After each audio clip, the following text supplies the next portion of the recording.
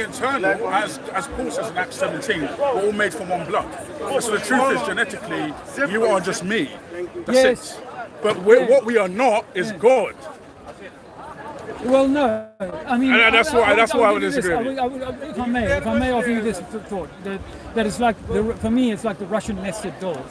You know, like the small one, the seventh one at the center is me, and the big one is Allah, God, whatever. No, don't call it. No. But you know what Allah is? Allah does not exist. That guy does not exist. You sound like a universalist. He is a universalist. That's just another name for the all that is. You know, the breath, the thing that animates life and everything that is. Right, but we have to identify that, because I don't think the one who animates life.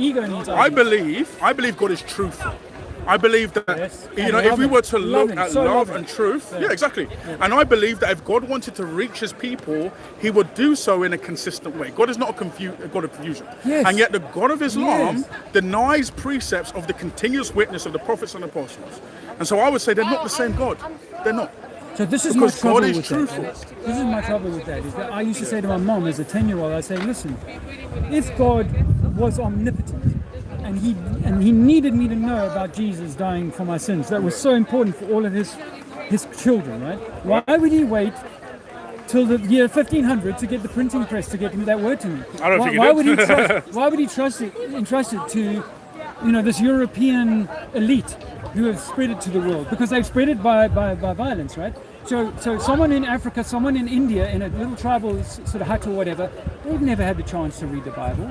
Now, someone might say now in the modern times they could have read it, yeah. But what about 1,000 years ago? What about 500 years ago? Well, I mean, I would say that hear Jesus' message. Your question misses one important fact about God, that God is providential, meaning that God is not just out there in the ether, but he's actually active in the universe. And that he uses, even the Bible says, Genesis 50:20, what you meant for evil, God meant for good. And so even when it comes to the most abominable acts of slavery, which were terrible. I've got ancestors in terms of my flesh that, you know, come from that sort of mindset. My granddad came here during Windrush, right? You know, my grandmother's ancestors would have been slave masters because my grandmother's a white woman, right? So, you know, on both sides, I actually can see, on the one hand, yes, these abominable acts had led to the murdering of women and raping of women and children and the stealing of them from their lands. But on the other hand, it led to God working out his gospel truth through these people. And so I believe that when it comes to all these events, they're not accidents. They're God showing his power. They're God showing also his grace. And the reason why I trust that is because, you know, before there was a transatlantic slave trade, dude, there were Christians in Africa. Yeah. So that tells me one thing. God is patient and loving. And God wants a relationship with us. And God wants us to follow his son. And I would say without his son, honestly, I would say there's no reason to do anything. I would say in your worldview, I would say there's no reason to do anything, or even to think. Yeah. I mean, I just believe that we are like the expression of an eternal, loving essence. That's what I believe. We're an expression of that. The name of it, I was given as God. That's what I'm told. I'm okay with that. I'm comfortable with that name. But I think that God being, like, let's say it's your father is saying to his son, I want you to go out into the world. These are the teachings that I'm going to give you. This is your moral code. This is how you should engage in the world. John, I'll get you a drink, yeah? That's fine. You want it? What, you going to the shop? Cafe. It would be best if I come with you. Yeah. I'll wrap this up. For my 30 sake, seconds. for my 30 sake, seconds. please. I just want to tell you that I think I can wait. I'll that drink. God is Yeah. I've already said God bless you, bro. I really don't appreciate you cussing. Because, you know, what's going to happen? It's a free part. Yeah, it's a free part. It's a free part. But all you're doing is cussing. You're not giving me an argument for Islam. So all you're telling me is that you don't have an argument. So what's the point of us talking? I don't want to talk to you. Okay, cool. Then don't be in it. I'm not asking you to talk to me. Guys, you got to hold yourselves to a high standard, yeah? I mean, I don't even know you guys. We Right? must hold ourselves to a high standard. I don't know you. So Islam I'm requires it. Muslim? That's brilliant. No, I don't know but you I personally. stand- You don't know me personally, so I'm not here to insult I stand with all. you. Okay? I stand with my Muslim brothers and I stand with my Christian brothers. I'm just here having a conversation. All I did, yeah. Mind my own business. That's it. All I did, yeah, was tend to go to the gym because I can see, like you're a fit guy, you're strong. He's not like he needs to go to the gym. Well, only a man who has homosexual tendencies would care about how another man looks. And right now, all you're doing is showing me that you may have homosexual tendencies. Brother, the book of 1 Corinthians chapter 10 verses 9, I've got the mic right here. The book of 1 Corinthians 10 verses 9 says that no homosexual will see the kingdom of God. So you can't be saying things about how man looks. Because I don't care how you look. I honestly don't. It don't mean crap to me. I'm going to go home and I'm going to have peace. It is what it is. I don't care how you look. No, I didn't do spud, I was doing this, okay? Don't spud. Yeah, I'm still going to respond. But sir, be at Anyway, peace. see you guys Be later. at God bless. peace, you know, Jesus Christ. Let me- He's a fat guy. And I Yeah, thank you. He's sexually attracted to me as well. I said to him, go to the gym because he's fat. He wants me to look sexy for him, that's why. I understand that. He wants me to look sexy for him. He just wants me to look good for him. Tell me to go. I'm telling him to go, yeah, maybe you want to talk to somebody else, that's why. Brother, if you're that infatuated with me, do me a favor, I'm just bro. saying, you're very I am fat. not gay. You're fat. I am not gay. I don't want to look good for you. What, you know what? I'm going to eat a bit more. I want to be more No, fatter you than this more, guy. You know what? Next week, you're going to No, see it's me. I'm going to be bigger than you, right? You are bigger than me. Brilliant. I'm glad. You're bigger You know than I'm me. happy, man. You're You know I'm fat- happy. you're fat as I'm fuck. happy. I'm married, and you obviously are not. So it is what it is. You've come here to How attack do you me. know I'm not married? Because no married man behaves like this. How do you know I'm not married? Because no married man's talking about another man's How body. anyway? No married man's talking about another man's body, bro. You have tits, bro. Yeah, I'm No, glad. saying- Do you want to taste them or something? What's good? I don't know what's wrong with you. Yeah, because he's sexually attracted to me. Hey man, you don't need to insult the man. He's obviously like him, man. on. So it is what it is. It's obviously you're upsetting his belief. I'm upsetting his When I, ego. when I tell people that Earth is not a globe, they call me all sorts of names. But that's because they don't have any argumentation. They are low-brained, all So right? it's gotta And this be- is where Christianity does a lot better because we have intellect, we have science, of course, at least on the general level. We have philosophy on our side. The Muslims have nothing. Well, okay. I mean, They have Al Ghazali, maybe. we actually got our maths. I believe we got our numbering system from. No, we got it Muslim from scholar. hieroglyphics, which come from Egyptians, actually. In terms of algebra, right? The process of algebra comes from Egyptians. They actually borrowed that concept and then they called it algebra, right? That's why it's called algebra, because obviously Al Jazeera, Al is a typical Muslim.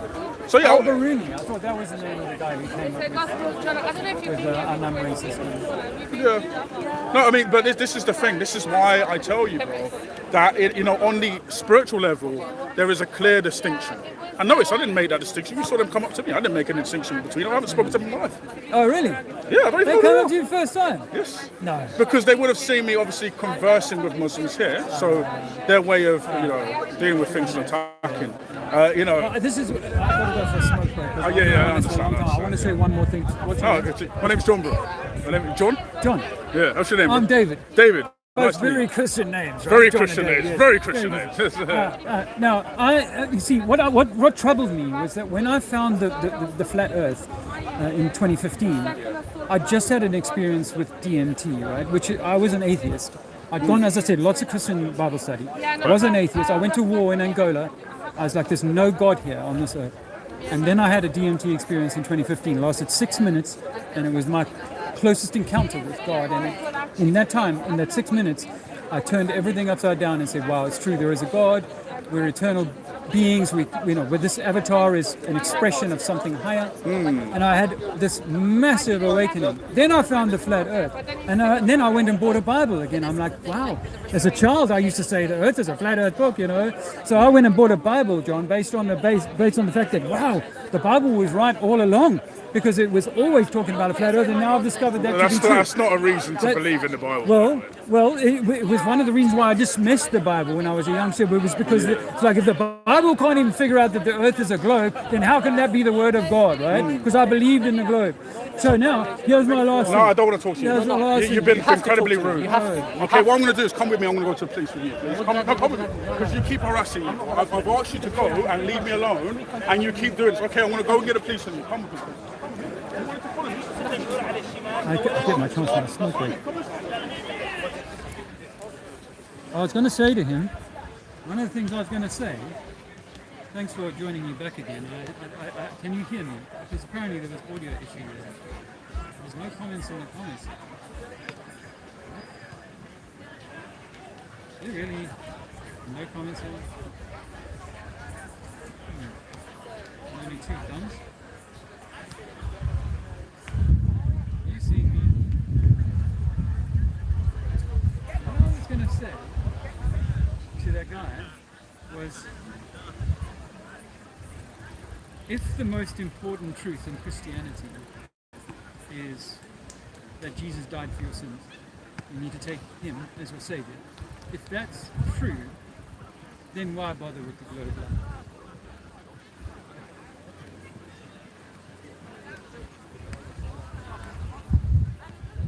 Like, the point is, what difference does it make if it's a globe or the earth is flat, if the only thing you need is Jesus died for your sins? Because then all of us could hang on to that one thing, repeat the mantra, believe it, accept it, and then we're good.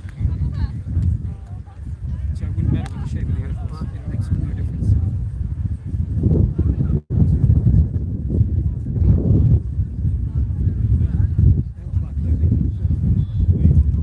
Oh, there's some lights. Can you guys hear me? Okay. Sorry, I can't actually read the whole of the name there because it's black. I think there's an... I was having a lovely conversation there with John, but we got interrupted by those things, who are triggered by his position on Jesus. And this is why Iceland is a perfect, I think, tool for whatever runs this place to continue this.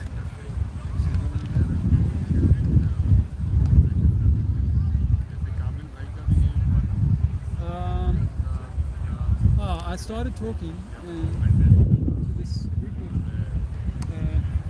of Spanish school children hours ago, and I don't think I've really stopped talking since. That's my glasses.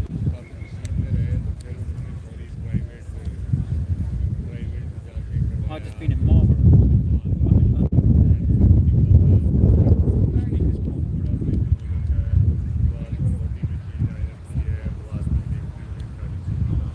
I just walked away from the crowds. So I can have me a quiet little smoke. Because those characters, you know. Pop your hand over the microphone, stop a bit. Ah. Well, I was thinking that wasn't so bad earlier. What about you? And when I get back to my bag, you'll hear me better now.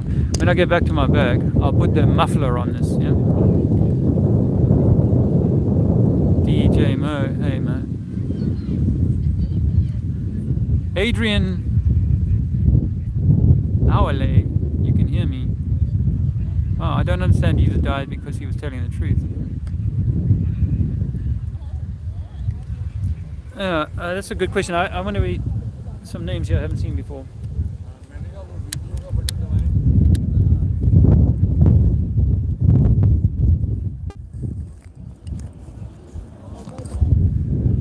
So, yeah, I've had all sorts of things today. All sorts of things. I had some of the trolls from the original Flat Earth meetups here back in 2018. They used to barrack us, and whoop, you don't want to see that. That was a chemtrail.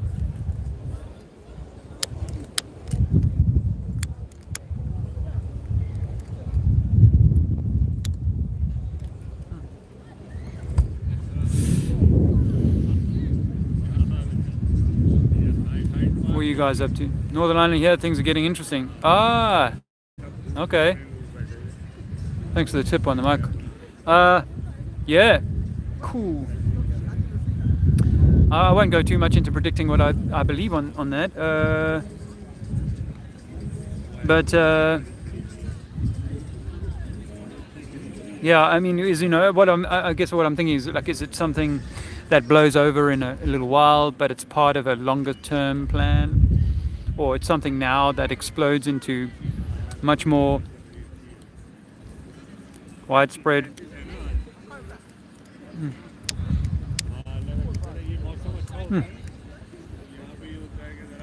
You're in Portugal. That's very nice. Happy solstice. Yeah, I forgot about that. It is. I hadn't forgotten, but wasn't thinking about it right now.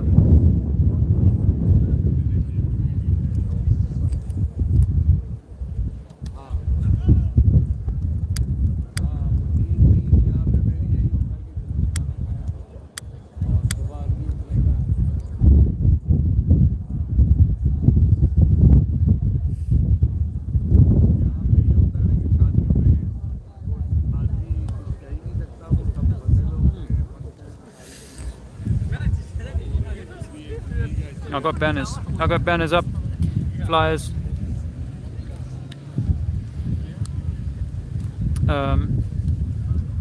I feel you want to talk to me. Me? Hmm. No. What about? The Earth. Huh? The Earth. You know the Earth is flat. You know that. Got no clue. Flat around, I don't really mind. You don't mind if you're being lied to? Well, for me, it's not a truth that I find that's Important. You know, That's yeah. fair enough. You're obviously walking strong with your faith. I see you're a Sikh. Yeah, seeker. I think it's a good religion. I don't have a religion, but I think it's a good one. Yeah. You know, as they go, I think people operate on a pretty good level with each other and all of that. Thursdays at the Gurdwara, Is that the good word? for lunch. Yeah.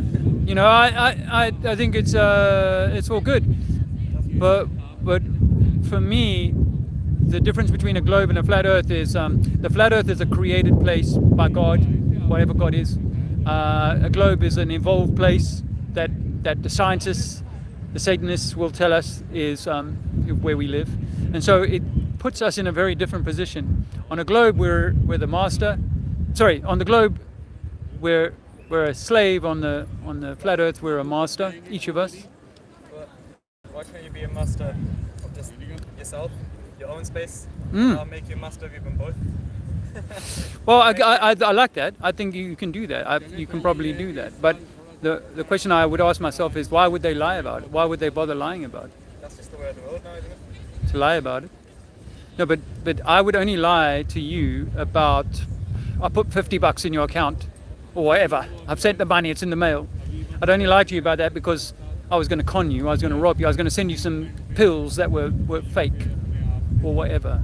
You know what I mean? So I must have a reason to lie to you. Otherwise, why would God lie? Why would anyone lie if they're not looking to deceive someone for some personal gain? Man-made hierarchy. Yes, yes. Without deception, you can't level yourself above people. That's I can yeah. deceive you now and say, I'm a doctor with 2 honorary mentions or something. Yeah, Automatically you start thinking of me as a higher status. yeah, Well, I just approach as a normal individual with humility. yeah, You're not going to think much more, much less of me. yeah, yeah. So for you to actually value what I say, if I then say to you, if I see you right now stand in a corner, and then I say I'm an MI6 trained agent, flip your badge and say go stand in that corner. Which one are you going to do? Yeah, that's fair enough. But you know, again, it comes to It's wrong. If Their deception- lying's wrong. Yeah, deception, yeah. if deception, then all of the governments most of the governments are colluding. Certainly those with space agencies are colluding, Yeah. which means that all of the governments who are getting people to go to war with each other are actually working together towards that same aim, which is, in my view, to demean and to damage God's intention. Do you believe in God? Yeah, Are you Christian? no. As I said, I have no religion, but I'm with absolutely, no question. I didn't always believe that, but I do, absolutely. And for me, you know, when I was in the globe, I was happy with evolution. We evolved from monkeys, all that shit. I was happy with that. Now I see all of that as having misled me to misunderstand who I am in this place. So if, for example, I said, yeah, you know, obviously individually we can all live our own best life, yeah. But if I'm always breathing someone's poison, then is that somehow demeaning me? And I think that's the reason why whoever, whether it be man or the devil, would create a lie. They would do it because it would give them some benefit. And so what is that benefit? Maybe to you in the material world you're a better slave, but maybe in the spiritual world your soul is somehow chained to something by this. That's what I think, which is why I think it's worth people knowing that, even as good a man as you might live your life. That's all. No, that's a good point. don't believe in the governments anyway. Good. The governments, they do include everything. It's like, I don't know if you know much about Sikhs. We had a genocide in 1984 in India, where from 1984 to 1995, Yeah, I think Sikhs were wiped out. there's a name for. They've given a name to it, isn't it? Operation Blue Star. Ah, You've heard of it. I haven't heard that name. They attacked the Golden Temple. You know Okay. the Golden Temple? Have you seen pictures of it? Yeah, I think so. It's like how Vatican is for Christians. Mm. That's what Golden Temple is for us. Right. And they attacked it in Amritsar in India with tanks, bullets, Wow. shot people inside the Wow. facility. Tens of thousands dead. Hit What? the United Nations hit everywhere, and then only for us to find out in 2014. You know how they got a declassification rule in the UK? After 30 years, documents get released. Top secret documents get released. So during David Cameron's reign here, the documents got released in 2014, showing Yeah. that Margaret Thatcher signed off on the attack. SAS soldiers were sent to India to help with the planning. And Wow. mock-ups were made in 1983. Wow. And a year before the attack, Wow. planning life one-to-one size on how to actually attack The- essentially. Yeah, and then Sikhs were told all the way. And still Labour, Keir Starmer, they promised an inquiry. So governments, as a community, we understand the deception with them. Good. Yeah. Wow. So, Wow. yeah, I went to war in Angola in 1987. yeah. We had to do national service in South Africa 2 years, and I know that the Americans were involved there, but they were lying to their people about being involved in Angola. In the same way as the South African government was saying, we've got no one there, but we were busy fighting tank battles in Like Angola. Afghanistan, look what happened now. Yeah, Come out that they Yeah. raped villages of women, Yeah. soldiers did. yeah. So there is, and the religious houses, I think, are complicit. Yeah, You see, so that's church and state. That's body and mind. I think that they're trying to control body and mind to alter the soul, because it's that for me is the Trinity: body, mind, soul. And so they want to. If I can get your mind and your body, then I can mess with your soul. And then that's why I think that they do these things, and perhaps why your religion has been targeted, because it doesn't come under the control of these systems quite as easily as perhaps the Catholic or Islamic people have. Because I think even in Islam, people are being used, and countries and governments are being used to foment war upon each other, and then of course on others outside of that group. So it's a great big scam we live in this world. yeah. And see, because we get told, this is what we get told. Before even in being involved or complicit in the action of killing another human, Yeah. we'd rather have our own head chopped off. Wow. So if we have two choices, to kill another human to save our life, Yeah. we've shown it in history as well. We've got lots of cases where we will say take off our own head before. We won't do Awesome. that. Yeah. I know. I've spoken with a number of Sikhs over my lifetime, and I am always find it heartwarming to hear the Sikh perspective, right? So, do you mind me asking what transpired recently in Manchester or Liverpool or somewhere? A Sikh? The Nowak case. Yeah, I haven't followed it, but I know that it was a Sikh guy Yeah. stabbed Yeah, he stabbed a white someone. guy. Yeah, with a large Persian dagger. So Right. he stabbed someone with a Persian Oh, dagger. so it wasn't the traditional It one wasn't that the- you it guys wasn't wear? exactly the traditional one. No. Because I thought it was quite a small blade that you carry with you Yeah, normally. just- Okay. Yeah. Oh, okay. But that's also like a dagger. It's yeah, a rounded. it's curved. His was long and straight. Okay. And we had issues with him anyway in the Sikh community. So Okay. he wasn't exactly. It's not like he was an involved member, Yeah. active participant, or high in the community. Yeah. He had actually been kicked out of the Sikh temple in Really? Southampton. Oh. Sikh societies, universities societies. yeah. He was kicked out of the Sikh society. Wow. He's reported to the police by the Gurdwara, Wow. saying this individual, you need to keep an eye on him. It's all in the news. They reported him, saying that he's stolen from the Gurdwara, he's a lying individual, Right. callous, all Yeah, these yeah. things. And for us, we're not allowed to use intoxicants. Okay. And he was caught with cannabis Oh, wow. on him. Wow. Yeah, at the time of the. So he wasn't a very good. He wasn't a good Sikh. Sikh. That's the thing. But with labels nowadays, how it can get. But it damages. You see, for me, the story is so damaging for the Sikh community Yeah. more than the individual was one bad apple in the thing. Yeah. And I, whenever I see a story like that, I'm like, why is that given so much thing? Because if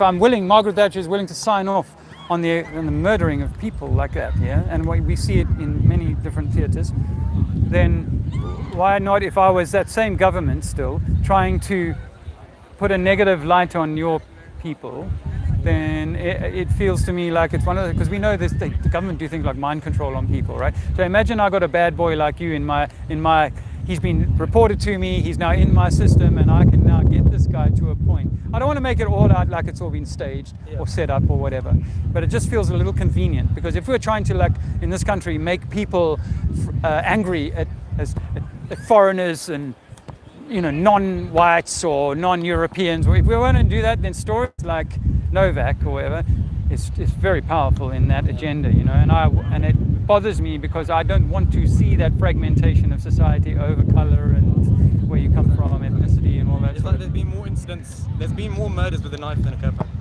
Right. Not with a knife, sorry, with a fork. A fork? There's been more. Oh, really? There's been more murders in the UK with a fork than a curb. Wow. But the thing is, the media is such a entity Yeah. that today, if we go out, if we're talking now and tonight, I'm speaking to a few people today. First time I've really come to Speaker's Corner. Spoken to a few people. If I go out now and the media says I've killed someone on the news, everyone will believe it without a blink of an eye. Of course. Because that's the media can shape anyone's perspective Of of course. the world. Yeah. So the media, in my opinion, for all the divide that's going on in the world, the media's at the forefront. The media for me is like the extension of the military-industrial complex. It's the propaganda department. That we all talk about Hitler, the propaganda. No, the BBC is no different. Yeah. And their role is to shape the narrative for what people think, and also say what's worth thinking about and what's not worth thinking about. And we saw it perfectly in the COVID situation. They only gave stories, or they only gave airtime to those who were saying this is terrible and it's dangerous. The doctors who were saying we don't think viruses are real and we don't think that we're transmitting it to each other, they were never given any airtime. And then we saw with the vaccinations come out, when doctors were saying, hey, I'm seeing problems with my patients here with this vaccination, not safe and effective, they were silenced or kicked out of their job or whatever. And the media and BBC, etc., never give that data or that information fair wind and say this. I just can't comment on. I'm a trainee dentist, so I can't comment on anything healthcare. Oh wow. Yeah. Wow. So in the last 10 years, I've looked a lot at natural health and ways of doing things naturally. it's the best way. So I follow a dentist in the UK who is a natural dentist, and he will say, we never use the fillings that we use are off-gassing mercury into your body that's toxic. So they will remove the mercury fillings and put in like super organic type fillings that are good for you. People who talk about, and I've used this myself, where we can do oil pulling. Have you heard of oil pulling? Yeah, and that's really good for the quality of your teeth. I'd love to go to a dentist, particularly for a clean more than anything else. But if people say we shouldn't be pulling out our teeth, what the root canal treatment is causing people lots of illness, but the industry can't really admit that. So there's a lot of things. The whole, our natural, God never gave us dentistry, right? God gave us plants. And the same with medicine. The Bible says, "Let food be thy medicine." So we think that a lot of I don't think.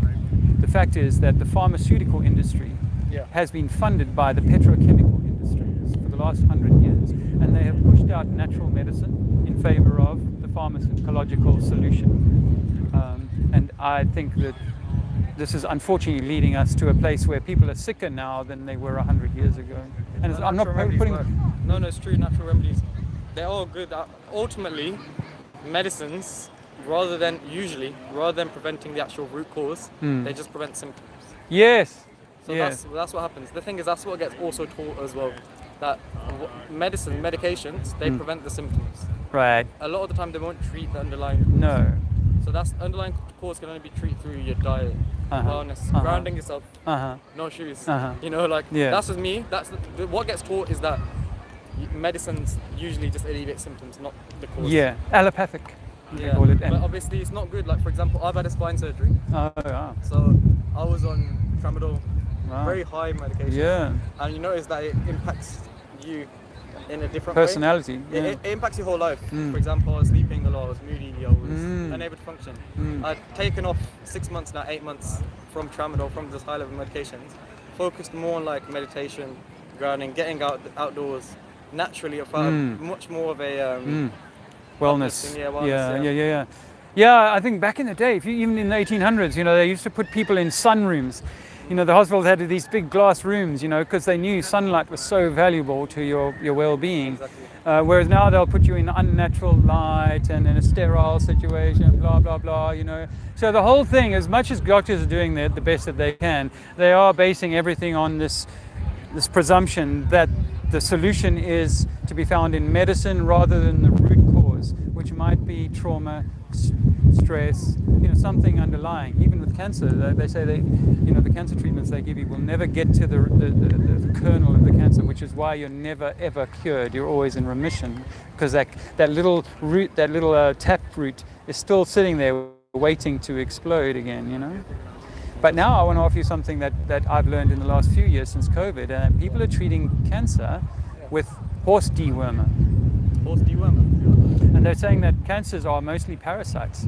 And that I'm reading, every day I read a new testimony of somebody who says, I've been on it for 3 months, 6 months. They use fenbendazole and ivermectin in combination, these two drugs, and 2 other things. And these were used 100 years ago by people, but in the last 100 years they've only been for animals. But when people go buy from the horse depot or wherever the horse shop, and they take a fraction of the amount that a horse would get over the course of a few months, they cure their cancer. And the doctors are blown away. Like, how are you doing this? Because that's not meant to happen in the cancer world.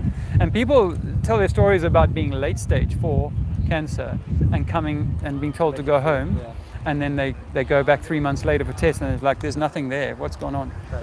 So ivermectin and fenbendazole, and there's actually a Facebook group, ivermectin fenbendazole Facebook group, and these people are all talking about their cancer curing from that. So there's a lot we can do.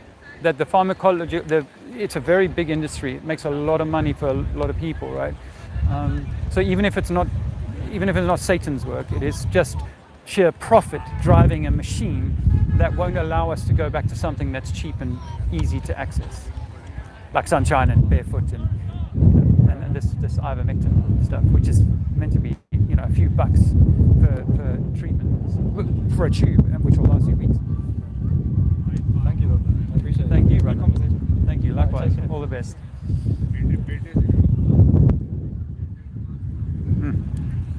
Nice chap.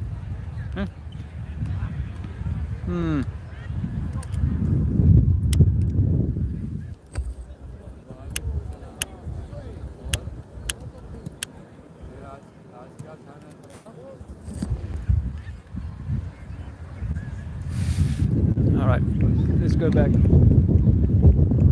I will pick up that muffler. They're setting up for a summer of festivals here in the park, the bread and the circus. Not that, I'm not saying, bar humbug, don't go and have a fun day enjoying yourself and all that sort of thing. I think you shouldn't lose the joy of this experience. But personally, I've been living outside of London, or very, very quiet places, for the last, let's say, 2 months. And it's a lot to come into all this noise, hubbub and busyness. Don't want to be glum about that. But it is kind of crazy, and I said to someone earlier on, a bit Sodom and Gomorrah. But I don't want to knock anyone down or knock anything down really, so much as just go, could it not be different? Okay, so I got this. It's more suited to a high wind.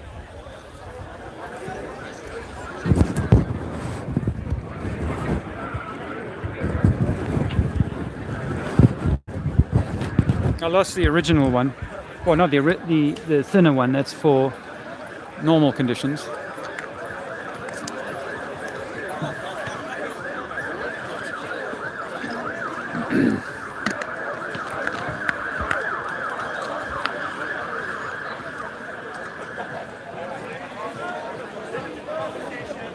I think I put my bag of chalk down while I was talking to some people, and it got vanished.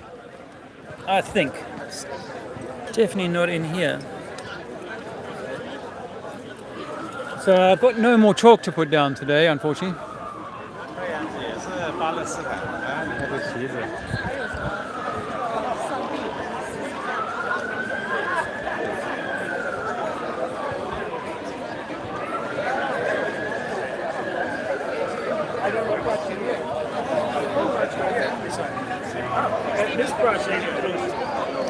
He likes to tell people that they've been lied to. Hey, you know, I've been lied to, and I've lied too. So, But- I've lied and I've been lied to. So, I would make a small distinction between like my science teacher or my religious teacher who taught me something that I no longer believe in. I don't think they were lying. They were simply repeating a lie that they believed to be true. So you consider it a lie. Well, it depends on what they were teaching you. You consider it a lie. Yeah. You haven't disproven it. You have to Well, disprove it to make sure it's Okay, a lie. well, the globe I have disproven. Well, The globe, in your mind, you have. well, no, in my reality, I have. What I've done is I've gone and measured over bodies of water, over distances that, according to the globe math, I should not be able to see. Objects at 10 miles, for example. You can't see China. If you go to the ocean, you can't see China. That's a straw man. That's right. That's a straw man. You know why? You know why? Because I think you're smart enough to know that if something was 1,000 miles away from me, it would need to be very big for me to see it. Right? The biggest telescope we have, if pointed at 6 foot height, actually the physics say that the horizon at 6 feet on the ocean, Yeah. the horizon is 10 miles out. So if you put something 10 miles out, you would be able to see that on the horizon because the curvature of the earth starts to bend. If you took a telescope, you still couldn't see China. And the reason I say that is Okay. Obviously, you can't see China from 3,000, 4,000 miles away. But what if I took that ship?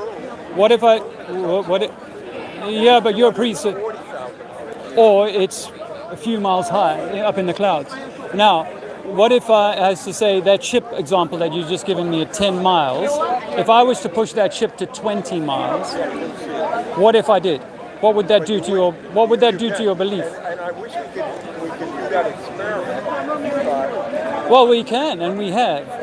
Well, you see, we have powerful cameras now, and we can zoom in on things at distances that previously we couldn't. So the world record photograph in the Guinness Book of Records is 240 miles, and it's of the whole of an island from a place in France, because twice a year the sun sets behind it, allowing us to see the silhouette of that island. But normally, because the atmosphere is moisture, there is an attenuation or a drop-off in what we can see over distance. Even though we know things get smaller, so the train goes away from the station, it becomes smaller. Just like China or any observation, it's all going to continue to get smaller unless you can zoom it back in. So what people have been consistently doing in America and other places is they'll take the P1000 Nikon camera, wait for the ship to go away at 10 miles. Google says 7 or 5, but we won't argue over that. They'll say, it's gone away. We're standing here on the beach. None of us can see the ship. We all agreed, like what 5-year-old, 7-year-old me was taught by the teacher, is that that ship has gone over the horizon. Now, if I bring that ship back into full view, that immediately debunks the claim. When I stand at the beach tonight and then see a ship leave the harbor and at 10 miles say, right, that's gone over the horizon. I was in Spain last year for a month, up in the mountains at 1,700 meters above sea level, but only 30 miles from the shore.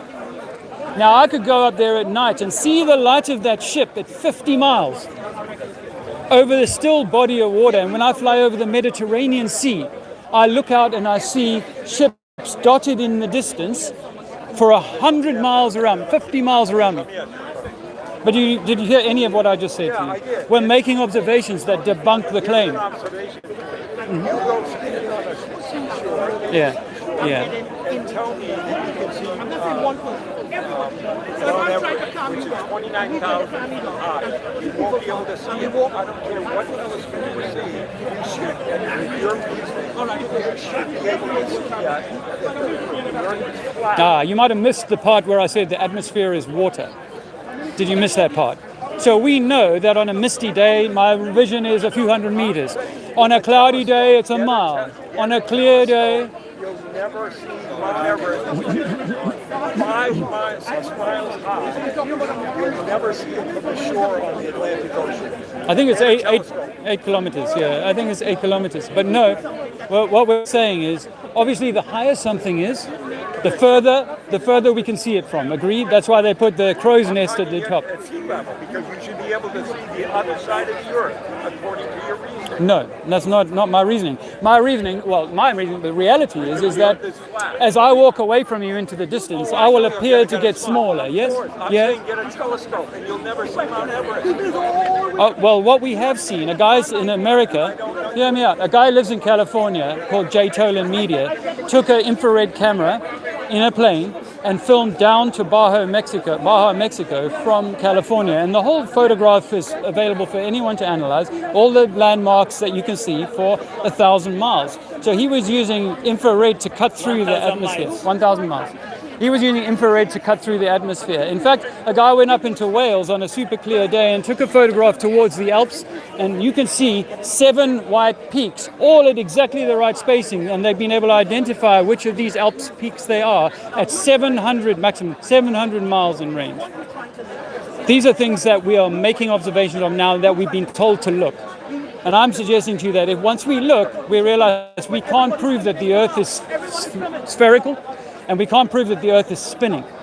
There's no experiment that shows, Einstein admitted that, there's no experiment that shows Earth to be spinning. Yeah. Well, it's like the Earth is going nowhere. It's not spinning. Well, we are going somewhere. All right, have a good day. Enjoy your plane over the pond, yeah? What do they call it, the pond? I'm leaving tomorrow morning. Over the pond.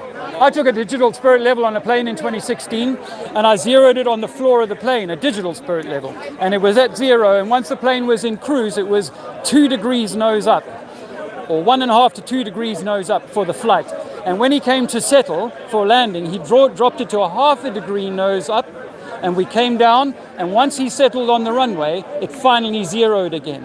Now, according to the globe model, I should have seen a change in my angle because I'm changing my level. You're always going to be a certain distance, a certain perspective from the ground that you're over. So the plane has to somehow keep itself at 35,000 feet on a ball without the pilot being aware of that? A ball like this where obviously the same distance off the Earth, wherever you find the plane is correct. in relation to the Correct. face of the Earth. Correct. The plane is small. Well, according to the curvature formula, at the speed the plane flies, it should be dipping its nose 1/2 mile every 2 minutes. According to the formula of the curvature formula, which you've never been taught, is 8 inches per mile squared. You know, as someone that's taken a couple pilot lessons and flown a couple planes, Yeah. that as a pilot, you're constantly adjusting your altitude. It's just a constant reality. So Yeah, why is that? Because you're going over land that is doing this, yeah? So your height above sea level is different to the height above the ground, yeah?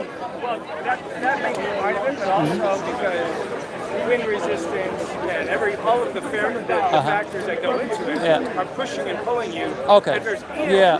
You intentionally put flaps down to shift the plane, to slow it down, to angle it, to maximize efficiency, get you to yaw, and all of those different things.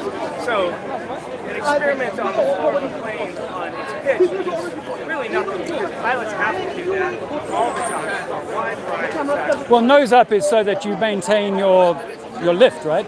But the gyroscope, which you probably did, is set on the ground, and this is going to be your artificial horizon, right? So it's not going to change. But if you fly 12 hours or 11 hours from South Africa to London, you've actually changed your horizon 90 degrees. South Africans are standing up this way according to the globe, but once we get to London, we're standing up this way. The gyroscope is unaware of that, and I've spoken to and have friends with international airline pilots who say the Earth is flat. We make no allowance for any sort of curvature. We get up to the height, we stay at 40,000, and then we come down. Now, if I come down in a mountainous area, I'm going to come down less than 40,000 because I'm at 5,000 feet or whatever. So it's going to be a 35,000 drop. But everything is based on everything working. In fact, according to the pilots, I'm not a pilot, but they say their handbook says treat the Earth as though it's flat and not moving. And if it was moving, you would need to account for that. You know, when you leave the surface of something moving, if I jump off the roof of a moving car, the atmosphere is immediately going to slow down. But not according to the globe model. Unless you had a jetpack on your back propelling you. Okay. But what if the Earth was moving faster than the plane? Well, everything with you.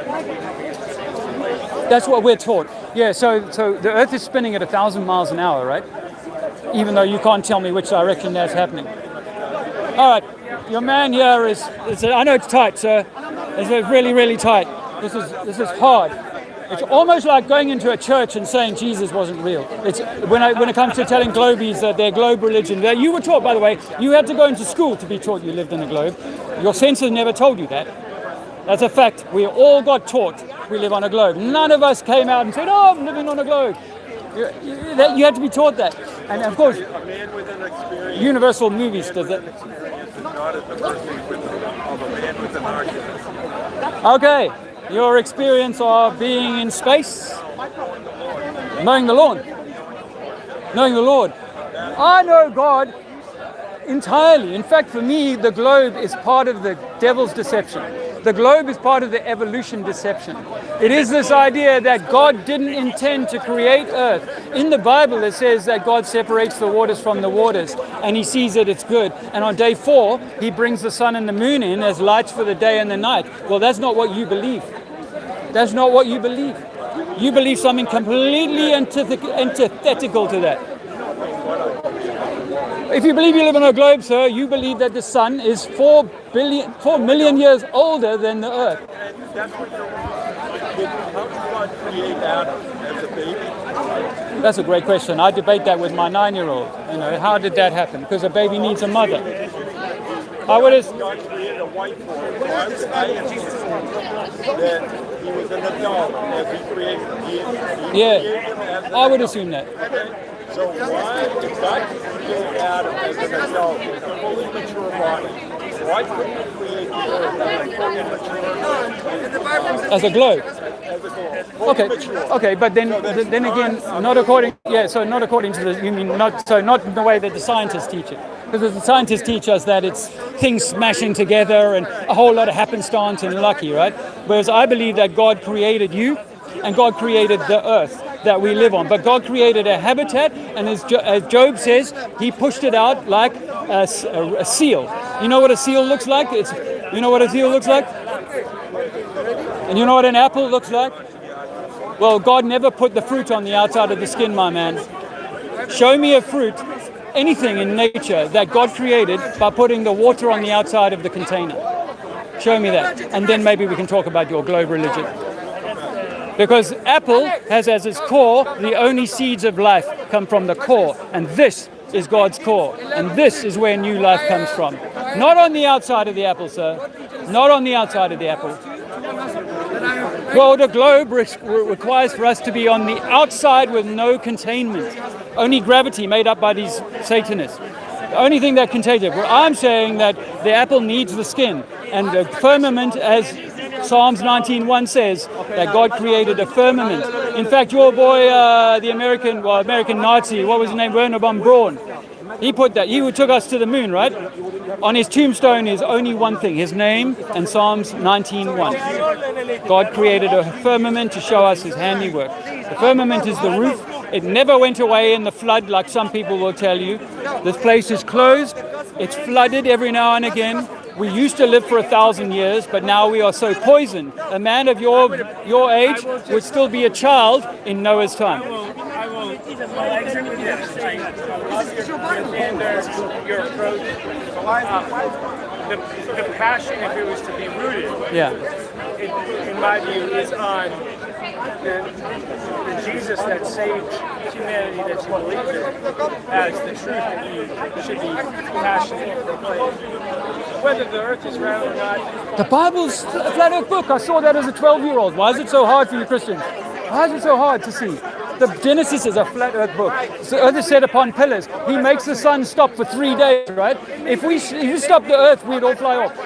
You're very passionate. Thank you. Thank you. I speak for God, right? But I don't take sides. You see, the Muslims and the Christians, they fight each other. Why? Because divide and conquer is what messes with God's creation. Argument is also what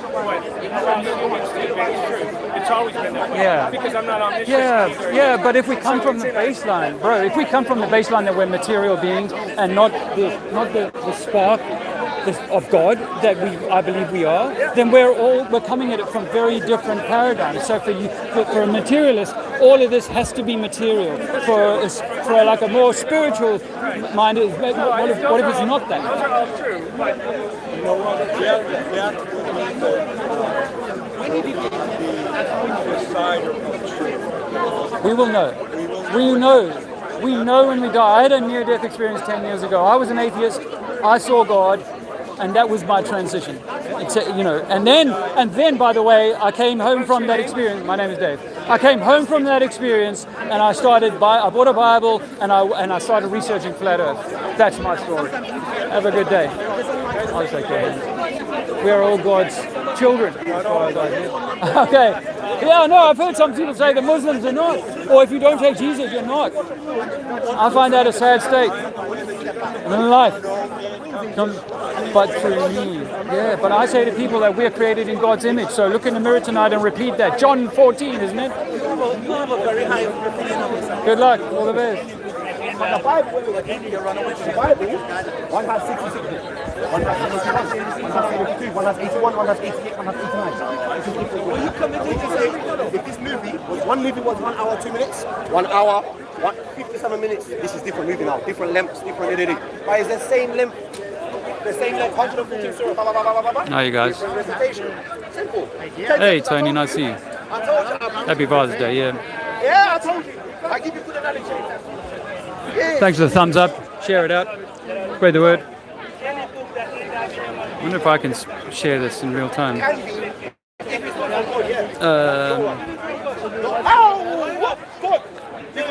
can correct God's word. It doesn't make it. Oh man, brother man. Oh, I'm coming back. I'll be back in a second. The Bible has many different versions. It's the same Quran. And you know what's different? You know what's different for us? Muhammad, peace be upon him. He authorized all. They will argue till the cows come home. Oh, that's a very attractive looking dress. Just start running out of water here. Oh, look at that. They had an incident here, if you've just joined the stream. A guy got hurt. So they locked this whole thing down. I mean, a guy did get, I didn't see him up close, but he did get punched in the face, I think. So Holy Spirit tell you one, Holy Spirit tell you different. Holy Spirit tell you. Now you've got like a number of police officers here, all The Holy Spirit tell you take King James. The Holy Spirit tell running up the taxpayer bill. and you are the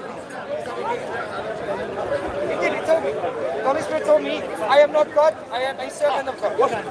He told me this. Should I tell you? You see. My chalk is gone, otherwise I would be chalking some more. I'm gonna tell you my God now. Yeah, this God. Imagine you don't know me, yeah? And I tell you my God, he doesn't have son. My God is not father, yeah? Would you accept this God or not?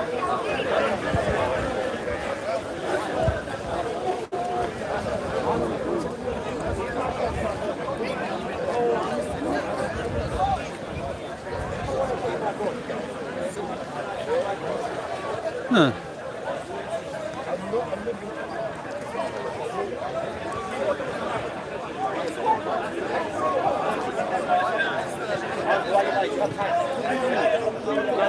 How are you? I'm just hanging out. I've spoken to you. We have spoken before. Yeah. How are you?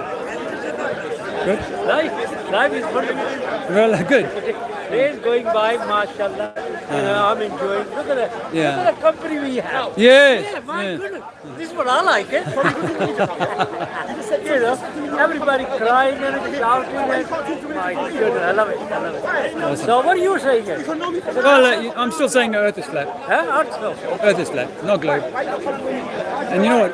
When you discover that the Earth is not a globe, it means that most of the governments of the world are colluding to hide the truth of God, the truth of who we are, and to keep us at war. Oh yeah. So what's happening in Palestine and what's happening in other places keep us in the busy. world is to and is to get us to fight each other. Oh yes, there's no doubt about it.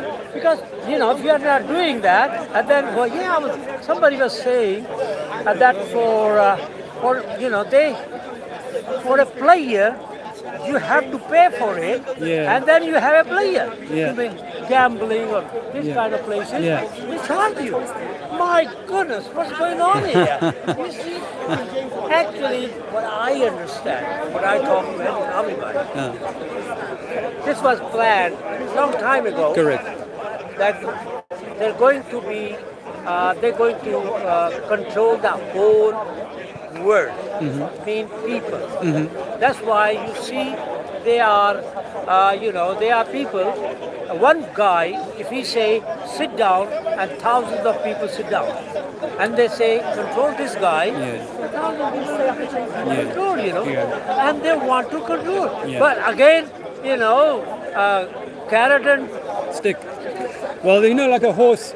Horses in nature, they're wild and free, and that's how God made them, right? So what man comes along and says, yeah, but if I can catch some of them, I will tame them and make them into useful animals for me. Well, that's exactly what you just described to me, which is that God's creation. Animals are a different story, because they was created for agree. us, To use. for us, for our use. 100%. Because this is, but even we, but what are we doing? We are destroying ourselves. Yes. Man is farming himself, or it's the devil, but there's some action that is being taken to take the wild horse and tame him. You see, the man should be a free and good, but free animal, or not animal because we're not that, but free to travel and to do, explore, and all of that. Because what I realize, really talking to you, these animals, they know why they've been created. Yes. That's why the word we use tame, you tame them, they know it. And that's because it was created by Creator, and they know actually more than us. Yes. And they were, even you call your son, do this, he's your son, he's my son, stand up. Okay, go on, don't do it. They are animals. But after a while, look at that. The most faithful animal is horse and dog. You see? Better than. That's why women, British women say we love our dog. Forget about the man. No. So, Karen. No, I just think that that's been the trick, is to get us to put ourselves in our own prison. Oh yeah, we are. Now, after 55 years, what I knew before that too, we are happy slaves. Yes. There we are. And but we for players, we have to spend that money. Where the money go? Back to them. If you earn thousands of pounds, where the money go? Bank? You see, what do you see? How much you can use it? Then again it's going back to them. Let's see the cycle. But this is the human creation. And this, for the time being, it is working because we are lazy. We are stupid. We don't want to understand that. We are not standing to them. If we stand up, they can't do nothing. But if we stand up, we have to stand up as men of honor. You see, because I can't treat the dogs badly when they're puppies and then let them out and expect them not to hurt people. And now what mankind has been hurt for generations. All the wars, all the famine, all of this and that. And this has made man into an angry animal almost. And so if you let him out of the prison now, he would probably, that's why I say to the police, I say, actually, the way the world is now, we need police. Because if you took away the police, you would have the biggest guy going around with a baseball bat and just taking everything for himself, yes? But one thing I tell you, when they came there, and I saw there, I said, you know what they're doing here? We are the authority. I don't like all of that, but I also understand. That someone comes into my neighborhood, I'm not allowed to defend myself, so I have to call someone to do that for me. You know what I mean? And that's why we have a police system. But also I say this, that I think that many men, do not walk like in the upright way that we've been taught by the prophets and Jesus and all of these people. They've said, listen, this is how you walk. you treat each other with love and blah blah blah. You know, but we're not like that now. So we need to become like that if we're going to earn But that's the that freedom. I tell you, these things don't expect that they're going to be a community like that. You. If we are all four of us, that's the same thing what you said. Yeah. We are four people. Yeah. And if we have 1,000 like us, The more light, yeah, the less dark. yeah. This is And the more the lights come on, because it's individuals, yes, individuals. The system is never going to change that. one thing, sir, what you know that the only person you can control yourself. Yeah. Not me. Yeah. And how you want to control? There's different ways to do it. And you can do that, sir. Yeah. Make life wonderful for yourself. But I can train you, if I have you from young, and let's say I've got a bad mind, I can train you to be a killer. Or I can train you to be a loving, generous, kind person, yes?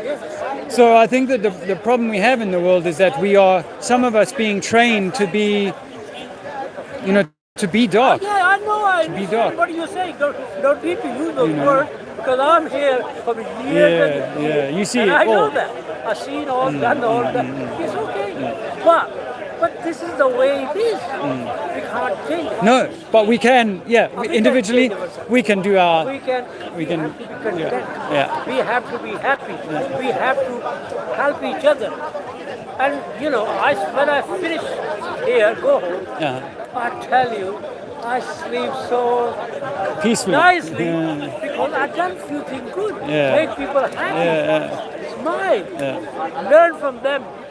Tell them what I have. It's wonderful. Yeah. This is the way it is. That's awesome. Yeah. I respect that.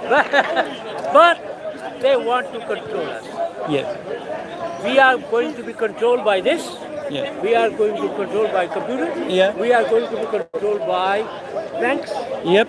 I remember when they say we are going to have identity card. Ooh-ha, in this country. Yeah. No, now, what's that? I tell anybody there, you can go to a hospital, go everywhere, what are you going to say? I tell them, you got bloody thing, everything. You see? I tell you, we are, actually we have to blame ourselves. Yeah. We are a bloody fool. Yeah, we've been seduced into giving away. But once you know that, maybe you can. But I'm with you. I think that this system has to play out. We've kicked the ball 500 years ago, and this ball has been traveling for 500 years, and eventually it's going to hit the ground. But it hasn't done that yet, and I think this still has to play The out. problem is they have proverbs. If you can't beat them, join them. That's the problem. Yeah. You see, they got all kind of things, but you have to understand yourself. You see, always, they say line, always swim against the Current. Yeah. be a line. That's what it is. All right. And they will say, he's what? They have all kind of names for you, but that's the way it is. Yeah. You live your life. Yeah. You have to have your freedom. Yeah. Okay. For 49 years I work and I was a slave, but for the last 18 years I am free man. Awesome. Yeah, Awesome. but You've earned your freedom. Oh, yeah. You've earned your freedom from the slave farm. Well done. yeah. But again, I am still a slave. I depend on a bank. I depend on many things. Of course, yeah. So They've made it that way, though. Oh, yeah. It's Well, difficult not to one be. thing which I realize is it going to be changed? My assessment is it's never going to be changed. The word love, the word peace, the most security, the most misused word in the world. To control you and me. Yeah. So good job, look at that. You are standing on your feet. Yeah. That's freedom. You feel something in yourself. Yeah. Isn't it? You're happy. Touching the ground. Yeah. You're happy. Yeah. Okay, sir. Okay, sir. Thank you, brother. Take care. Till next time.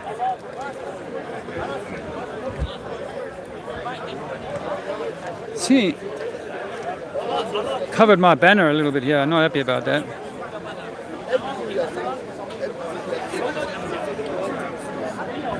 How are you guys doing? Footfall's been a bit patchy today. I think they might have even closed off some of the walkways, but footfall's been a bit patchy. Had a few convos. Sound is, oh yeah, that was that. Dave's on fire. Thank you, Bass.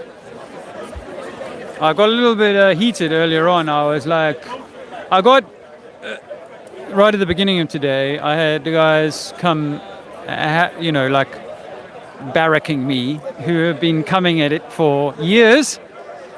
And I'm sure that some of them are like paid or they belong to some sort of antagonism society.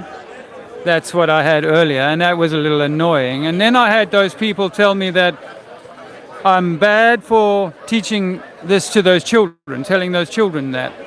And after they say that, they say, oh, we don't want you filming the children. Well, they're standing here at my banner asking me questions. I'm filming in Speaker's Corner.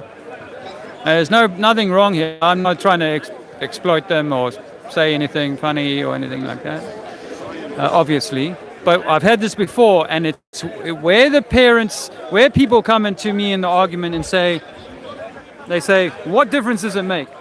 Well, this is where they were saying, we can't really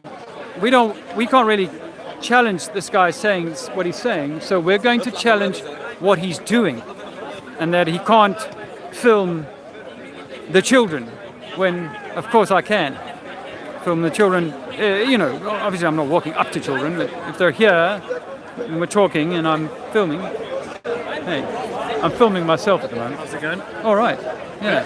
Good for you? Got a little engagement? I've had a few. Yeah. I was just talking to my chat room to saying I haven't had as many conversations as I would have liked today, but I've had a good few. I think the turnout's been pretty good. Objectively, I don't know, you come here every week or? No. But I've been coming for 8 years.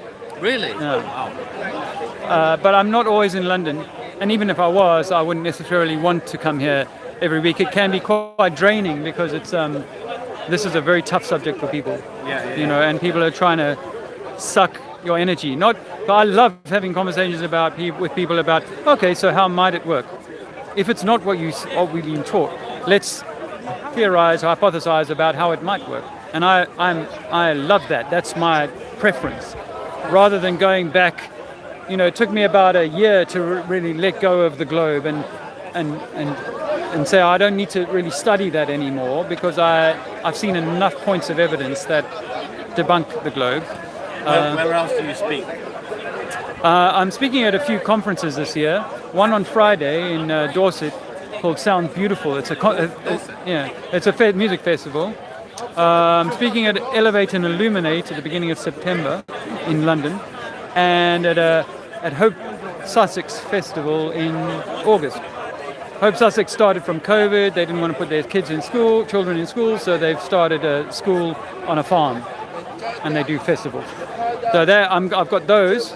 I have done a few other sort of speaking engagements, and when I do get past the flat Earth, I like to talk about the electromagnetic nature of everything. So that's my preferred subject of interest. At what point do you creep over from flat Earth to the difficult political type conversation? So, for example, if flat Earth is real, why would they lie about it? And then you have to go into the whole political stuff. Some people might ask that, but the politics. I used to be quite into politics actually. Now I see it all as part of a Punch and Judy charade, a PR for the military-industrial complex or whoever runs the show. But the why would they lie thing for me is there's either more land or we are. But that must be one of the top questions you get asked, right? Yeah. Why would they lie, right? Definitely. And then Top 5. And then you have the option of you could either respond in the political correct way and just say, oh, it's just money, or you could go deeper and say it might be other things. Spiritual. Well, for me, I jump quite quickly to the spiritual because for me, a flat Earth is a creation by an intentional entity. Yeah. And that intentional entity... Wait. You're saying flat Earth is the creation by a... Yeah, did I say globe? But the flat Earth is that, yeah. Okay. Well, a flat Earth is an enclosed system. You know, it's like an apple, and then in the center of the apple is the seed or the continent. And so that has to be created. It can't be just random happenstance. You know, everything. And then I'm willing to accept, you know, everything. Most things have a geometric pattern to them, a Fibonacci golden knot spiral, and all this sort of kind of stuff. So I'm like, oh, there's a lot of design going on in that. Yeah. So if I didn't evolve and come from a globe, then I must have been created as I am. Yeah. By an intentional act, by something. Yeah. So, you know, what that something is hard to be able to kind of use our words, our language to describe. I don't know what that is, but it's what we call God, I think. And also, sorry, I'm losing my thread. Also that you know, if this Earth is a flat created apple, just like my apple in my apple orchard, but this one can grow new life, then for me that's an intentional design rather than just it came out of nothing. So what's stopping you like crossing over to some of the other speakers that are literally footsteps away from you? Between the whole like flat Earth creationist theory and like, I just actually got interviewed by some strong Christians who were still insisting that the Earth is to be a globe. I've spoken to many the religious folk here. Most religious folk here can't see that it matters or don't want to look at it even at all, which to me speaks to the power of the deception that the globe actually is. Because if it is an undermining of God's intention and you're dismissing it and saying, no, I've got this icon, the globe, and I'm going to hold this as true, then you are, I think, using the words of the deceiver. Which is what everybody does, because everyone grows up in the life of whatever their culture says. Like the society that we live in. So I read the Bible as a child and said to my preacher, the earth is flat according to the Bible. At what age? Teenager. I had a lot of Bible study, and I said to the preachers, look, this Bible, everything I read that references the earth doesn't speak to the same earth that my science teacher is teaching me. So no external influences? None. No one telling me. Just straight like you? No one telling. I'm 12 years old, 13 years old, maybe 14. Getting a little, precocious or a little bit wanting to poke holes at the religion and say, well, why is your religion so out of date that it can't even specify that the earth is a globe? And that the sun is older than the earth. These things are all opposite to what the Bible says. The Bible says the sun is small and comes after the earth. Science tells you the other way around. And I found both of these anomalies in my science class and in my religious studies.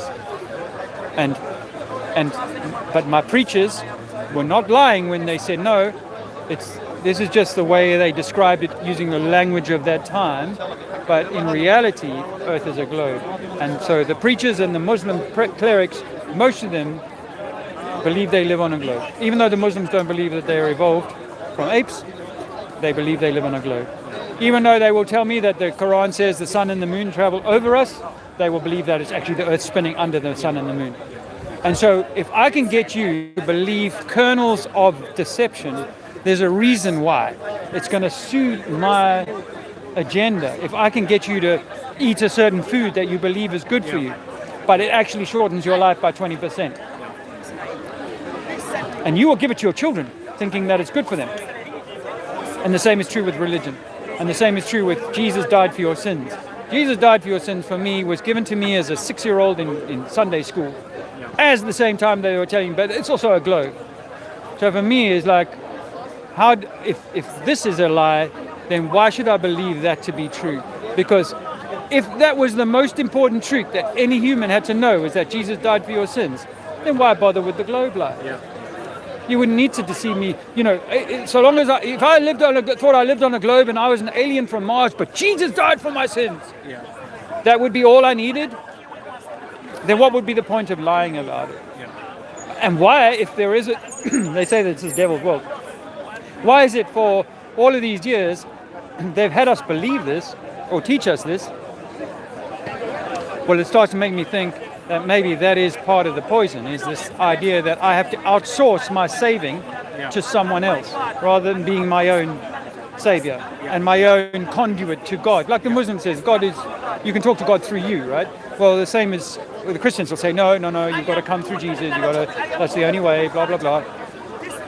So no, I think all of it is such a massive deception, the globe, that it pales. It forces me to recognize the subjugation of religion within that. The religions fall underneath the globe lie.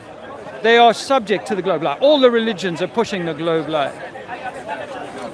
Well, do you not agree that maybe at its very core, Christians and Muslims, maybe they're not subject to the same lie, but at the political level, like the popes and the whatever, the Saudi royal, whatever, they're obviously in on it. They have to be. They have to be. They have to be, because if they're not, then if we're not on a globe. I used to say this about Saddam Hussein and the other guy,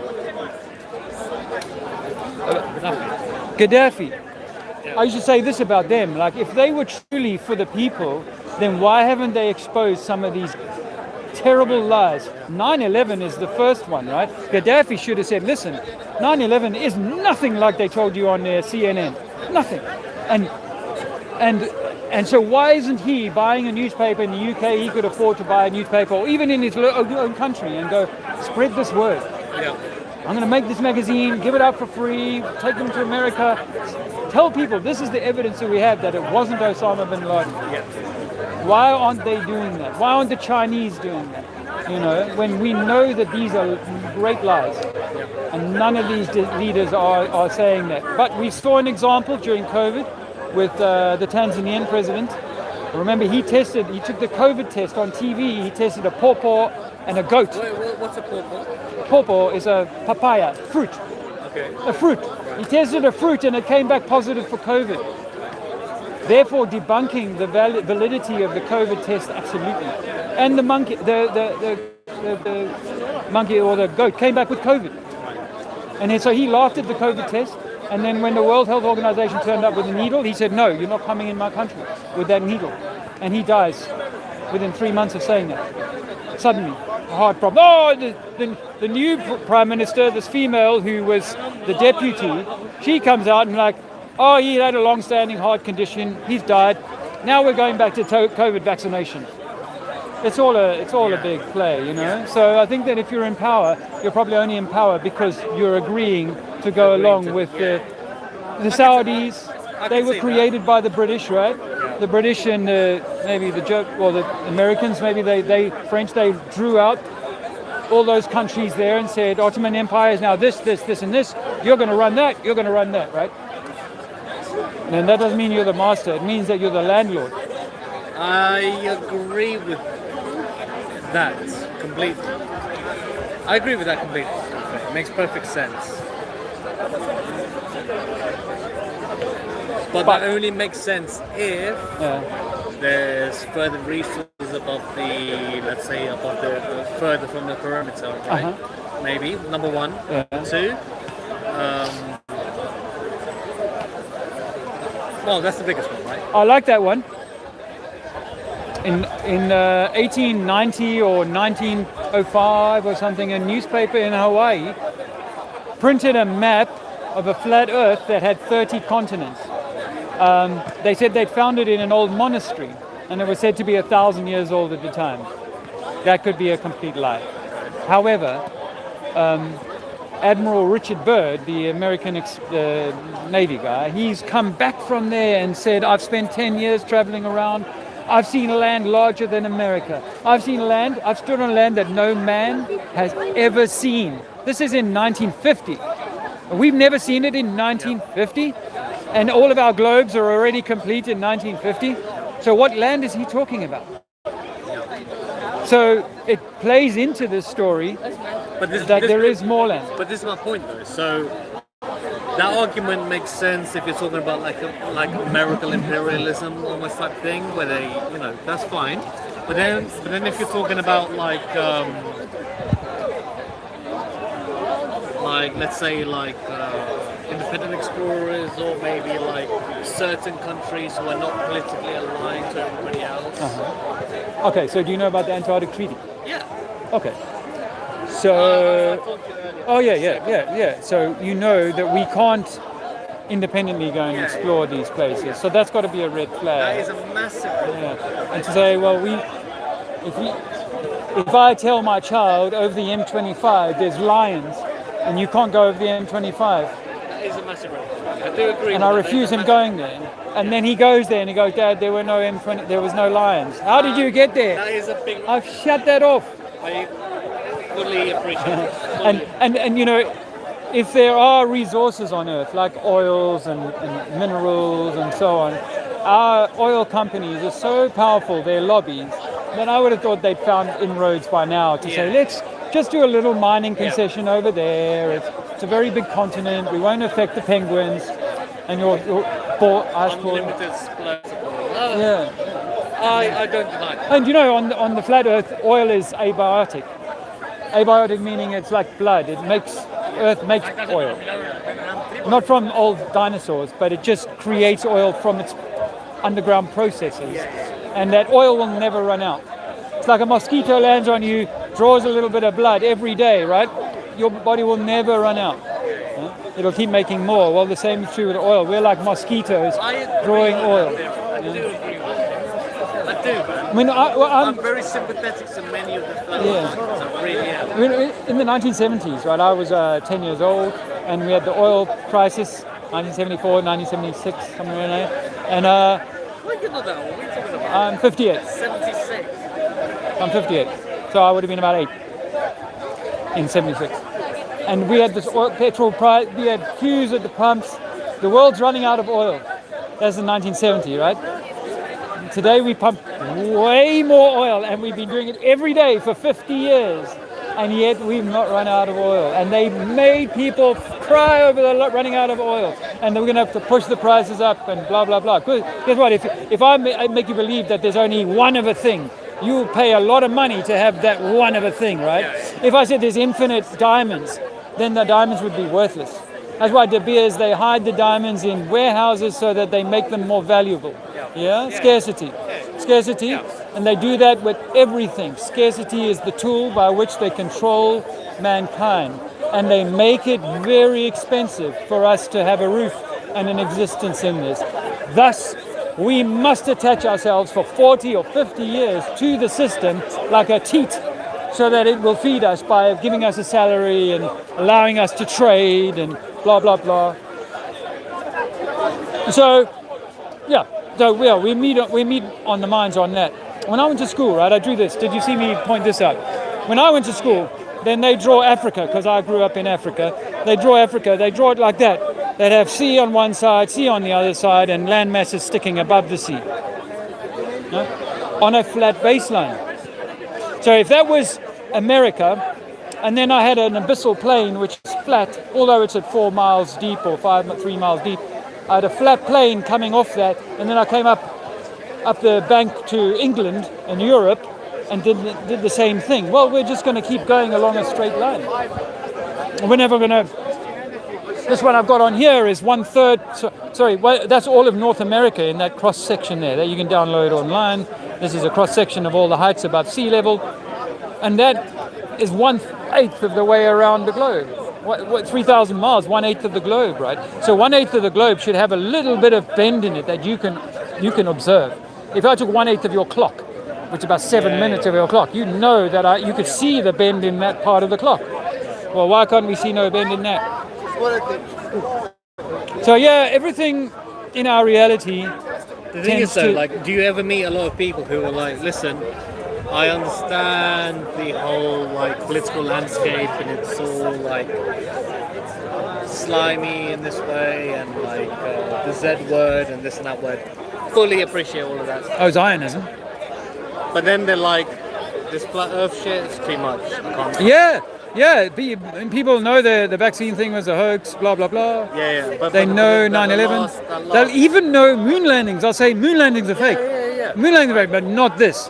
That's why for The me. government lies about everything, but Yeah, not this yeah, one yeah, thing. yeah, So this has to be in the top 3 of the great deceptions against us because it's so well entrenched, and in fact, even though all of these people are arguing over which religion is the cleverest, they will all agree they live on a globe.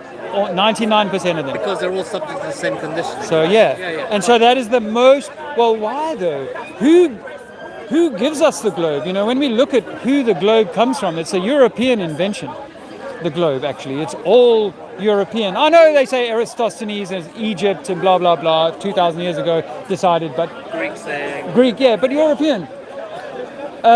You know, I met this Ghanaian lady. She said when I went to born first or second generation English. She's gone back to family in Ghana, and they haven't been taught about the globe because they live in a very rural environment. And they say to her, so to get to England, we have to go uphill. If we here on the side here in Ghana, we have to go uphill to England. Because that's what anyone would say. It's like, okay, I'm on the side of the tick or the ball, so I've got to go up to the top where you are. No, when you go to school and become educated, they will teach all of you 8 billion people on Earth, most of the people here, that there's a theory that explains that. Relativity. That means that you, when you're in Ghana, in fact, you're now on top of the globe. So the globe that you've got this picture of in your mind is wrong because you're standing in Ghana making you right on top and everything down below you, meaning England is now lower than you. When you were speaking to that PhD person earlier, I was cringing as fuck. I was like that was cringe as fuck. Yeah. It's all like theoretical, like so I did absorption-based knowledge, right? Me and some friends did a tour. I've memorized more stuff from the authority than you have, so I'm smarter than you. That's right. That's very disappointing. That's how our system is. That's very disappointing because it's just not objective thinking, is it?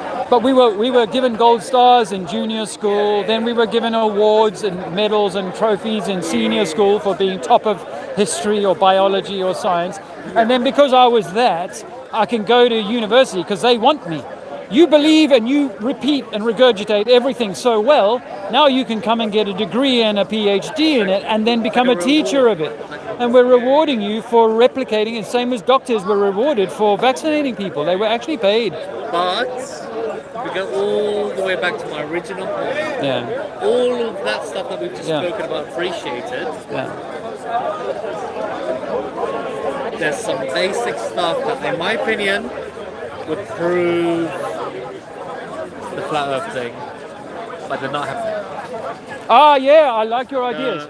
I like your ideas. The circumnavigation, or the circling thing. The circling thing, or and the one step below the equator thing. Yeah. There's guys who are. I'm not into astrology in the way that some guys are. Some guys are super nerdy, like telescopy and all of that, right? And they're the ones who are meant to do these kinds of experiments. For example, do you know those people? I don't know how big your community is. Oh yeah, I know quite a lot of people in my community. Yeah. I'm running a festival actually in September in Spain. Doing what? A gathering for people to come together. People from this community to come together from all around the world. Would I be welcome of course. as a skeptic? As a skeptic? Yeah, as a skeptic. Of course. Really? We would. I mean, I would say a skeptic like you is most welcome. Someone who's just going to belligerently say, no, but why can't I see, like that man earlier on, why can't I see Everest from here there? Why can't I see Everest? You know, it's like, okay, you're throwing like, you know, stones in front of the information rather than wanting to go, okay, let me review the stuff that we're saying and the things that we're seeing. And of course, when in the last year we did this gathering in Spain, we had doctors, PhD guy, there's a PhD quantum physicist or atomic physicist. You know, people have like well-educated from all sorts of backgrounds that have all pilots, airline pilots, all coming together and going, yep, we see we've been deceived. Now, like objective observations, right? Yeah. Objective observations would suggest that your observation is more accurate. Ancient cultures, all the ancient cultures, so even the Hebrews, depict a stationary flat thing inside of a bubble. All the ancient cultures, Maya and Inca, and they were building things that we can't build Can you today. tell me more about this gathering? About the About the spring gathering? September, yeah. It's called The Gathering. 5 days from the 19th September. So we're going to be going over the solstice or solstice. Equinox, solstice today. So it's equinox in 3 months' time. So it's 3 months today. Well, around that, we got a 5-day thing. Some of it's at a villa around a pool with meals, music, a bar, coffee bar, blah, blah, blah.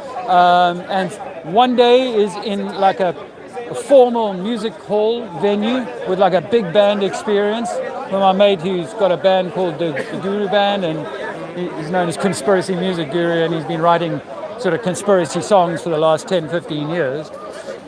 So he and I got together and put this thing on. So we got 5 days basically. Poolside, gathering, people getting together, music, food, and what we got from last year was that finally getting together with groups of like-minded people. You know, I guess for a religious person, it's like going on a camp with fellow, Zio Christians or whatever, who are a very unique group, and no one else knows what you're talking about, kind of thing, and no one can relate to where you're at. For me, I say to people like this: if we're only just emerging from the prison of disinformation, if we're only just emerging from that, we've got a lot of trauma work to do for ourselves. Because if we've been put in a cage, if you put a puppy in a cage for 6 months and don't feed it very well, we all know instinctively that that's going to traumatize that baby dog. Well, I believe that for generations, our generations have been beaten, have been torched, have been, whatever. They've done the crusades on them. They've done all sorts. They're doing it in Palestine now. They're doing it in so many different places in the world where people are being broken down, and that rings through the generations for a long time. And the effect of you and I being, let's say, puppies of parents who were badly damaged, I'm pretty sure that our parents, if they were badly damaged, are going to have passed on that trauma. Maybe not in the last, say, 100 years. Okay, we've had World War I and II, in which millions of people have been affected, and other wars, yes. But if you go back, say, maybe a few hundred years, my sense is that the raping and the pillaging was probably off the charts, And if the Roman Empire or empire has been allowed to do that in India, in Africa, in wherever, then the people of those lands now are the product of the traumatized generations from before. And if that be true, then we, all of us, have a lot of work to do on our inner historic trauma. And we cannot do that by fighting with each other. We cannot do that by remaining in argument or remaining even in the ego of needing to, because even in Flat Earth we have ego, of people going, no, this is the way that the Flat Earth works. No, this is the way that the Flat Earth works. And I'm like, well, there's a lot of things that we don't know. I'm willing to hold both as possible, but I don't think I should be saying, right, it can only be one thing or another. I want to, and more importantly is that I actually don't want to argue with you. Because when you and I are in conflict, I'm not in rest and digest. I'm not in my most productive. I'm not going to form great artworks while I'm busy dealing with whether it be on Facebook or in person. The argument that I'm having in my head is going to damage my conduit to God, my connection to nature. People, when they go into the cave for 30 days or in the stillness of the wilderness for a month or two, they find their connection to God, to nature, far more cleanly than we do in this hubbub, in this noise. Even the Wi-Fi, some people say the Wi-Fi could be affecting it. But so I think that for me, this journey of doing this gathering in Spain is about the stepping stone away from beyond the prison that we've just stepped out of. And that's not necessarily the physical realm that we're in, but more the spiritual relationship we have to ourselves and to the realm. Now, that's the journey that I think we should be on. You know, and I think that's exactly what the game, the divide and conquer, the poison, the misinformation, all of that sort of stuff is designed to rob me of, and you, of that passage, of that potential. Because I believe we all have the same potential, just we've all been in different cages perhaps for different lengths of time, or with, you know, you see it like this, they call it Stockholm Syndrome, right? The abuser abuses someone for a period of time to a point where that person starts protecting the abuser. Well, that's what I feel like when people are protecting the globe. It's like, that's a Stockholm Syndrome response. The same as people who defend COVID. It's like, you're defending the doctor because you saw him on TV. He doesn't even know you. But you believe the man because he was wearing a white suit.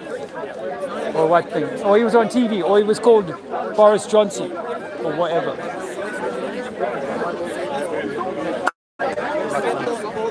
Thank you. I'll talk to you again, I hope. Cheers. Cheers. How do you top that conversation? That was fun. And useful, insightful. And yeah, you heard about that. The Guru Gathering in Spain in September. Surrounded by The Gathering, 4 days. Look it up. We've got the website Love, Truth, Sovereignty for all the information on that. Or you can go to Alex conspiracymusicguru.com. He's got a ticket for his 1 day. We got a ticket for the 3 days that wrap around that. The fourth day that I was talking about, I total 5. The fourth day is a sort of gathering on the beach, so everyone can join in on that. Okay. Hello, mate.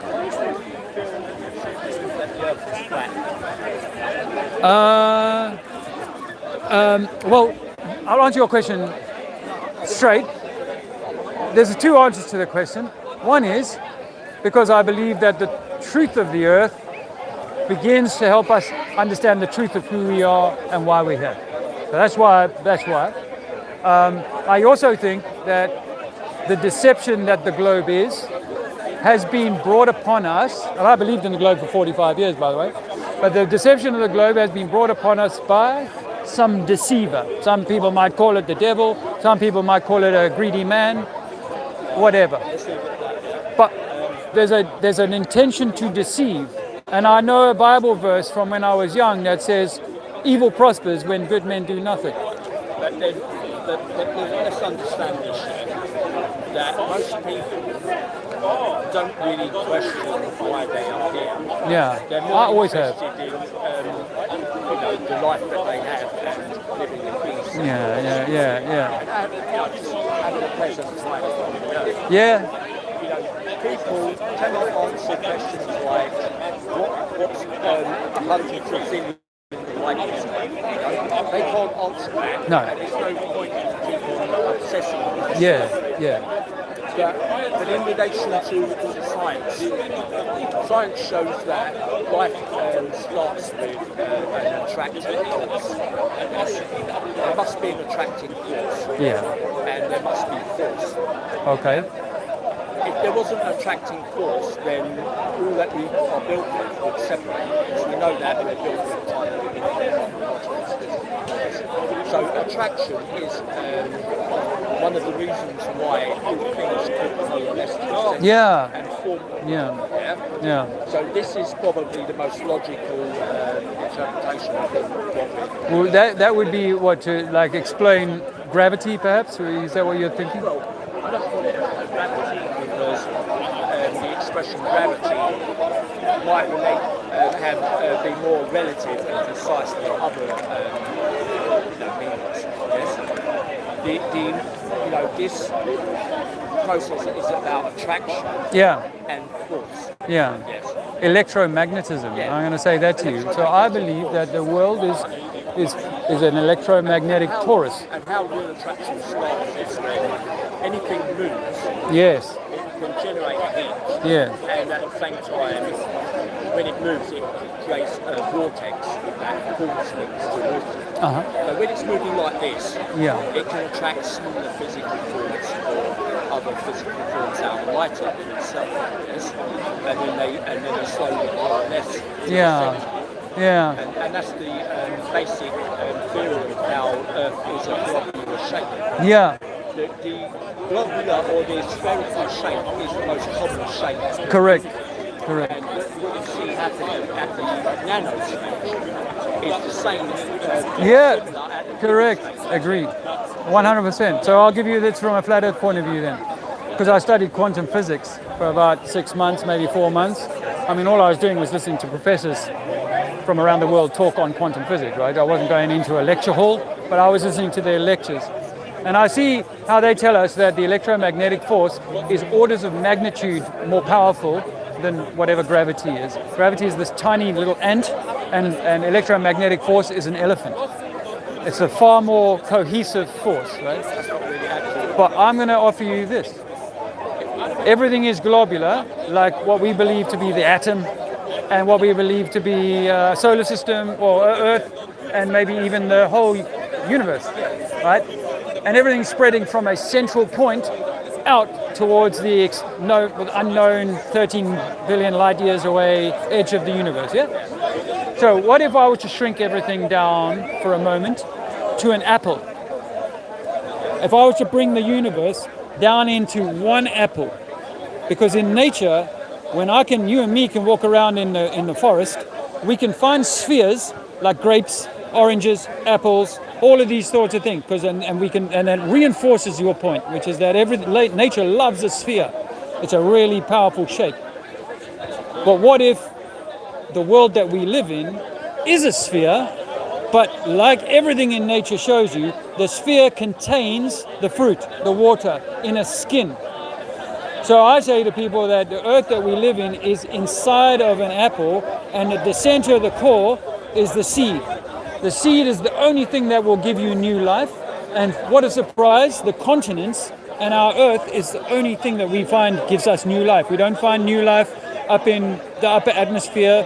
We don't find new life, 10 miles beneath our feet. We only find it here in this Goldilocks zone, which would be the seed pod of the fruit. And the whole universe, all of the stars and everything they tell you is 14 billion light years away, is all inside of this apple. And it may only be tens of thousands of miles away and not light years like they tell us. But so and I think that the human body, has an electromagnetic torus around it. It is also like an apple. But the only physical part of the apple is the avatar that I see standing in front of me. Or bending down in front of me. Tobacco is good for you, right? It is. I thought you might like to know. But yeah, so everything is toroidal, and a torus is like an apple shape. And so for me, the Earth works perfectly well as an apple, with us right at the center. This plane that we stand on here is the center of the apple. The heavier stuff's beneath our feet, the lighter stuff's above above the sky, above the water. And that works perfectly well. The ancient cultures depicted it like that. The Mayan, Incan, Egyptian, all of them, they had it like that. One of the things with flat Earth theory is that there might actually be a soft core at the centre of an atom, or like an electron. Yeah? There might be a soft core, but that soft core, if it's a non-divisible, it can never truly be flat. Though when it spins, it could become like this shape. I get that. Yeah. We see that happening with the Earth, where there's this like bulge. The funny thing is that people tell me that, but every photo I've ever seen, every photo I've ever seen of the Earth is of a perfect circle. But by the way, if that were true, right, then we should have massive tides at the equator. If that were true, if what you just said is true, Why do we only have like 1 foot tide in the Maldive Oceans in the middle of the Indian Ocean near the equator, and yet here in England we've got 20-foot tides?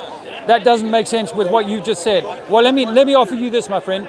We have never seen the coronavirus. They've never isolated the coronavirus, and they've never isolated an atom.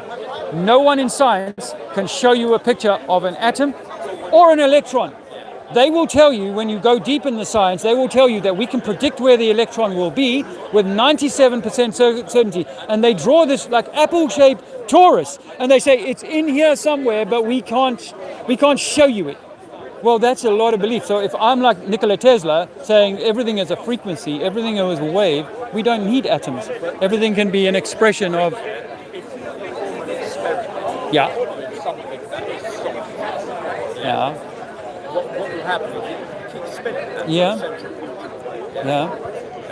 The water will fly off. It will spread out. Yeah. Spread out, and it will form a bulge at the end. Yeah. Not like a spin, shape of a spin.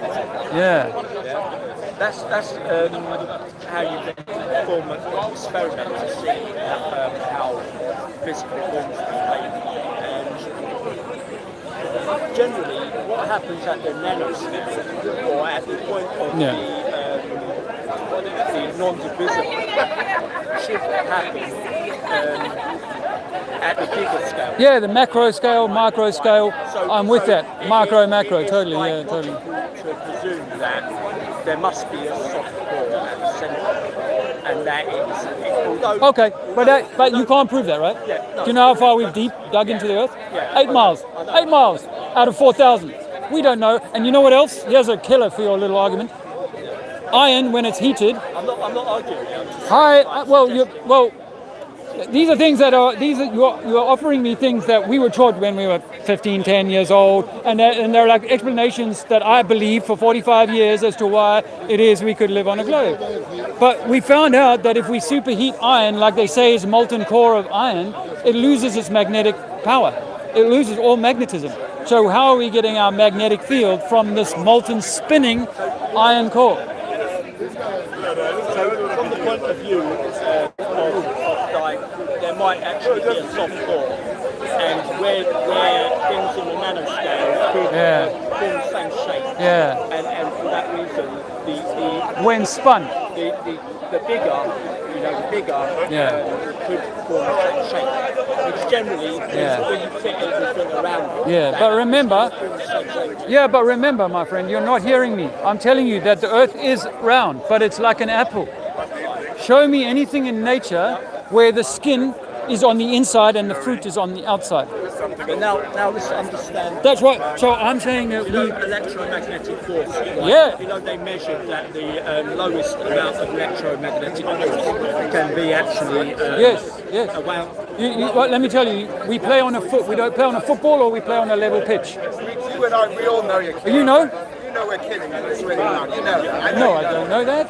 How do you get water to sit on the underside of that ball? It's called gravity. Key in your son. It's called gravity. The theory of gravity? Not the theory, no. The Can you? actual gravity. So how do you prove that? That's gravity. There you go. Would that ball float in water? Why? Why doesn't gravity pull it down? You see, so it's buoyant. So it's a buoyant force. In this air, it's heavy, but in the atmosphere, in the water, it's not. You're on live streaming. 137.035, so that's the lowest amount of electromagnetic force that can be. He's on the flat earth. Like an atom was to lose most of its electrons, it would still only have at least that amount. Okay. It cannot be less than that. Okay. And this is why there is perpetuality. Let me ask this young man a question. They've asked you a question. Ask me a question. Oh, do you want to ask me a question?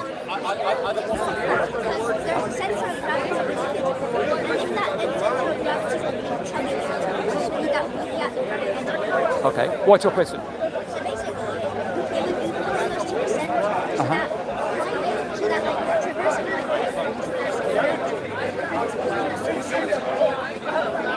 Okay. So So even if it was flat, you'd still be at the centre. But at the centre of the blackness, it's sort of heavy. That's why the Earth is there. Yeah. Oh, okay. Yeah, I was taught that stuff too, but how can you prove that?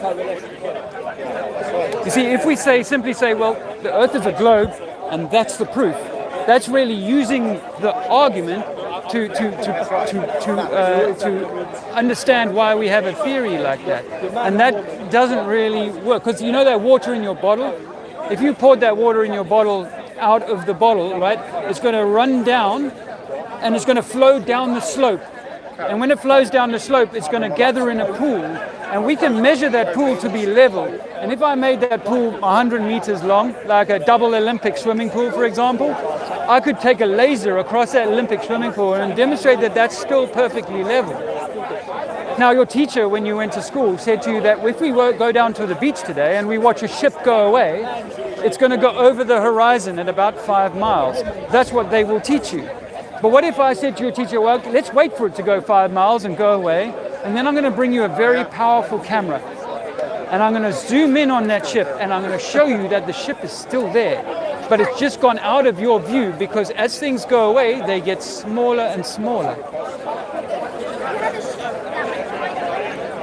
Yes. Well, the further you go away, the smaller you become. So there's two problems with that. One is the ship is tiny over 500 miles. Yeah. No. Well, that's a great question. Now I'm going to give you an example. Now that you've said that, I'm going to give you an example of the problem we have is that our atmosphere is made up of water. Yeah. Our atmosphere is really thin water. Yeah. So the more water you look through, you know, from going in a swimming pool, right? Very quickly, you can't see very far. Pardon me. Hydrogen. Nitrogen. Okay. But there's a lot of moisture in it. It's actually water. That's why we can extract water from the atmosphere. And on a foggy day, you wouldn't argue with me. On a clear day, we might be able to see France, you know. We can see France on a clear day. Yeah, did you know that? We can see France, and that's not that far, only 20 miles. But taking a ship, which is quite small, over 500 miles, would make it very tiny through a lot of atmosphere. But a guy in America took an infrared, you might be interested in this, Father.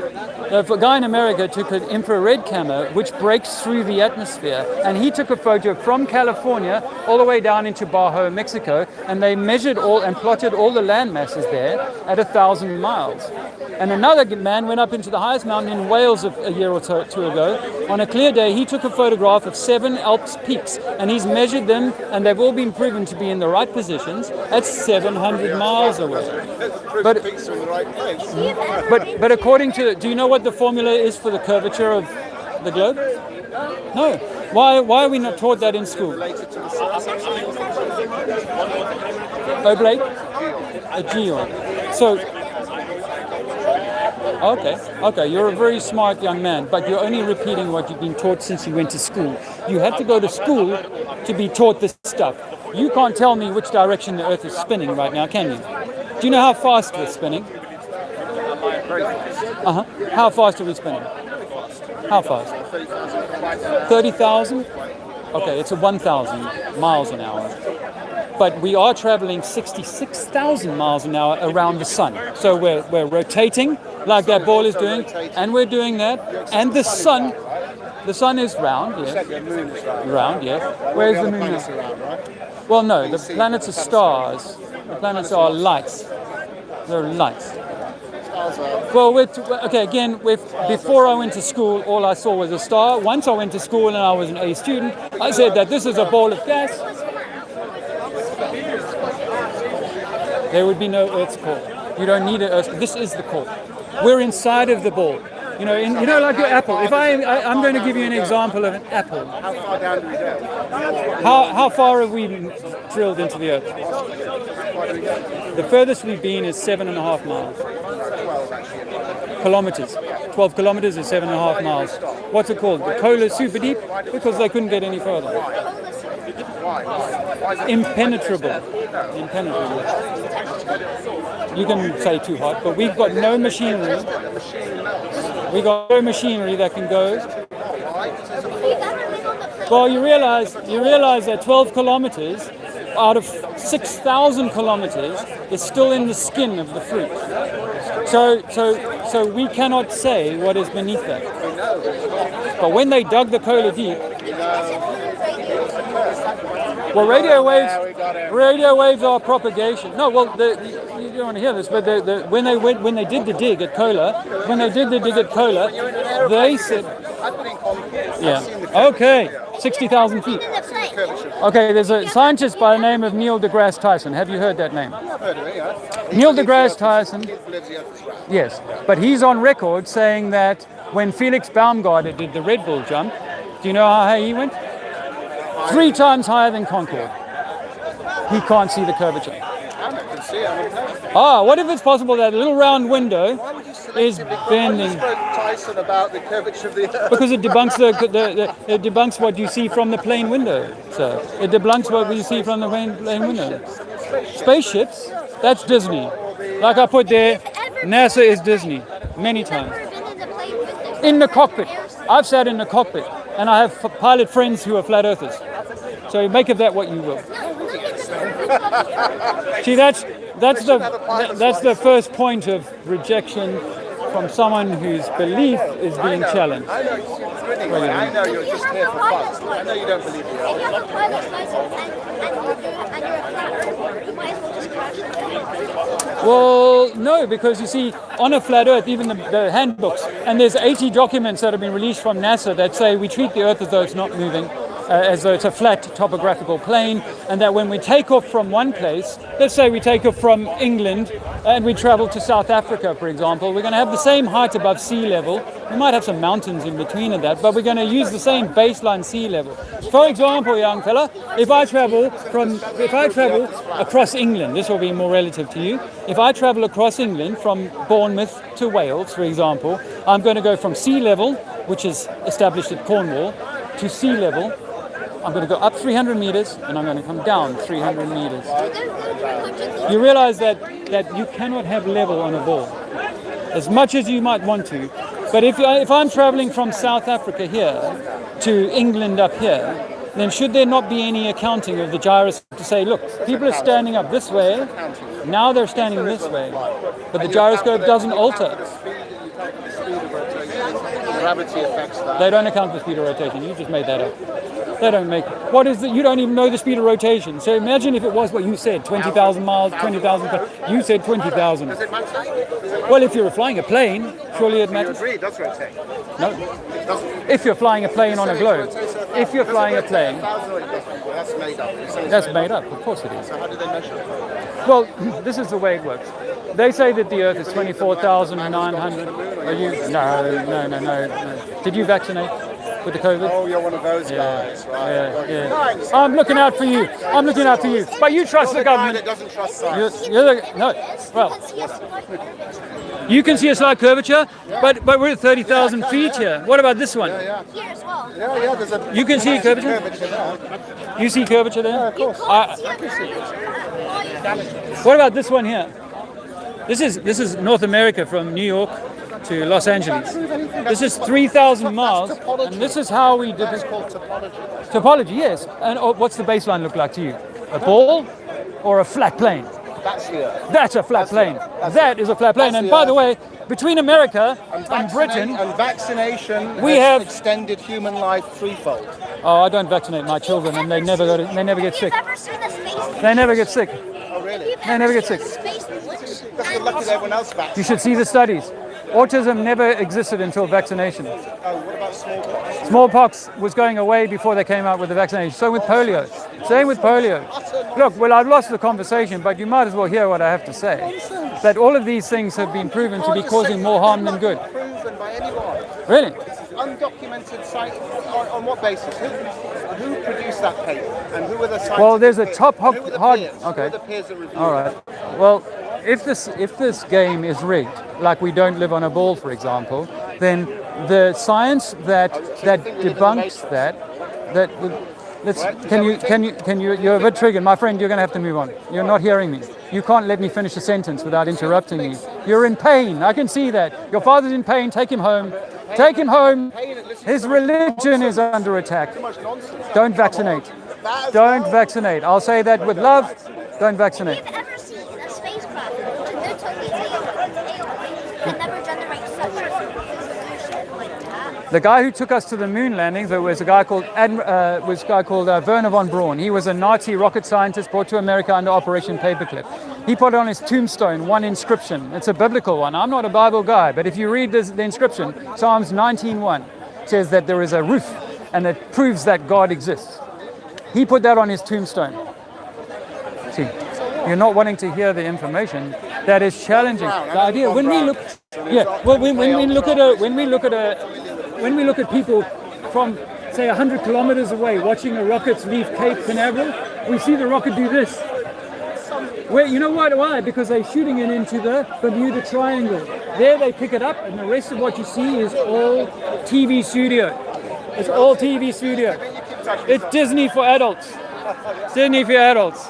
Have you still got that Star Trek collection? You do. Your Enterprise. Eh? Any space travel? The same guy, Wernher von Braun. What? Water is level. Water level. You've never heard that term. Water level.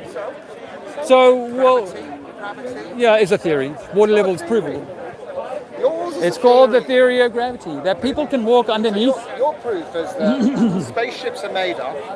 Spaceships only go 50 miles high. And when they go up and they photograph down, they don't see curvature. So what is that? All the other planets are round, but that's okay because mine isn't. Why is ours so special? Because the snooker ball's are round. Is the table round? Is the football stadium round because the ball is round? It's similar logic, right? You accept that a planet Similar can logic. be round, right? No. You accept the sun can be round. Yeah, that's not a planet. That's a light. But you accept the sun can be round. It can be round, but like a frisbee round. It could be a frisbee. Can you accept a moon can be round? Like a table. Accept the moon. Like a round table. Can you accept the moon? Yes, round. So you can accept that But that's not that. No one ever said he's about to kick the round. Accept that Mars. It's a ball. Do you accept It's not Mars round. is round? No, You don't accept Mars is a light. Mars is a. It's, So yeah, you think but Mars you, is my friend, are not gonna. I can't help you, and you're not helping me.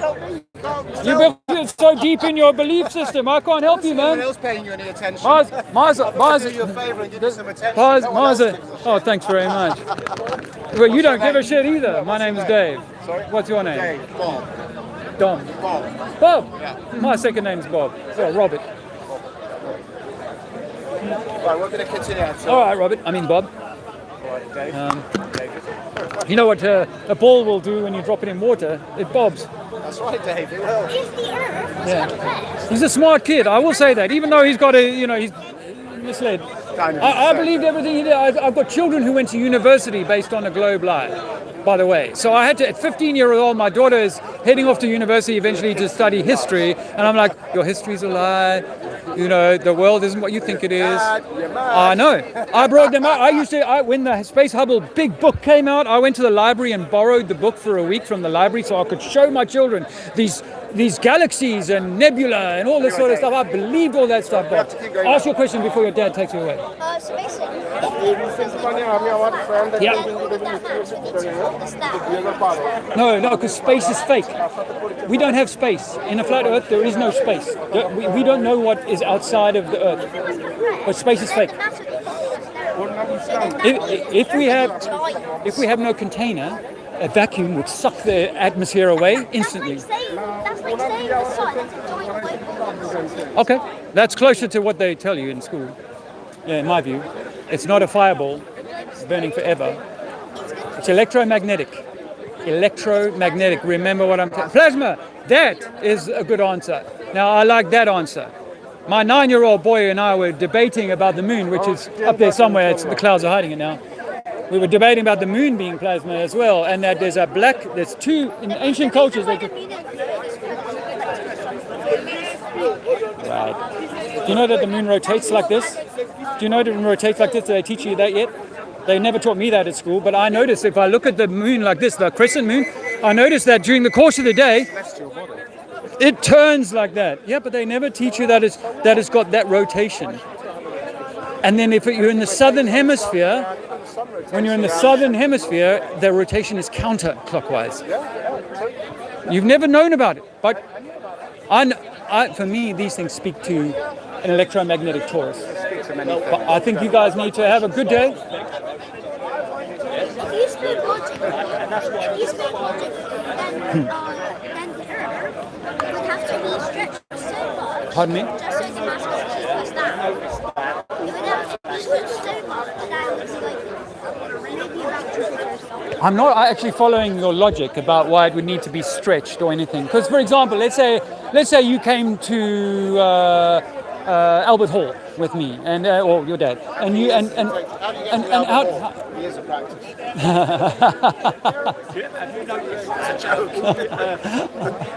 I got it. I got it.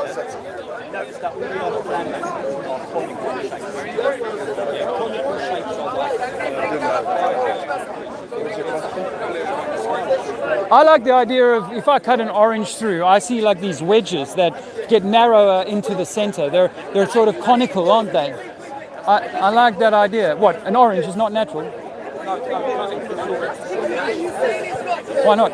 Well, if you imagine, my theory is that we're inside of an egg, inside of an apple, inside of an orange, and we're standing on the cut through in the center. Then it's as though I've cut through the orange, and I'm looking down on it. And I've got segmentation lines. We call them lines of longitude or whatever, and things are different in different zones of that. Yeah, absolutely different climates. Blah blah blah. Yeah, well, have we not got like great trenches like Mariana and these great? Mariana out of this. She's deep. But we've got these. We do have what they call, like mid-Atlantic ridges. So where the land, the continental Europe and America meet at a ridge somewhere in the middle. So why couldn't that be like a wedge of an orange?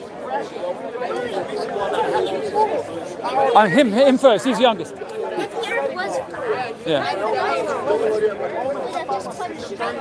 I like this guy so much. Let me tell you something. How old are you?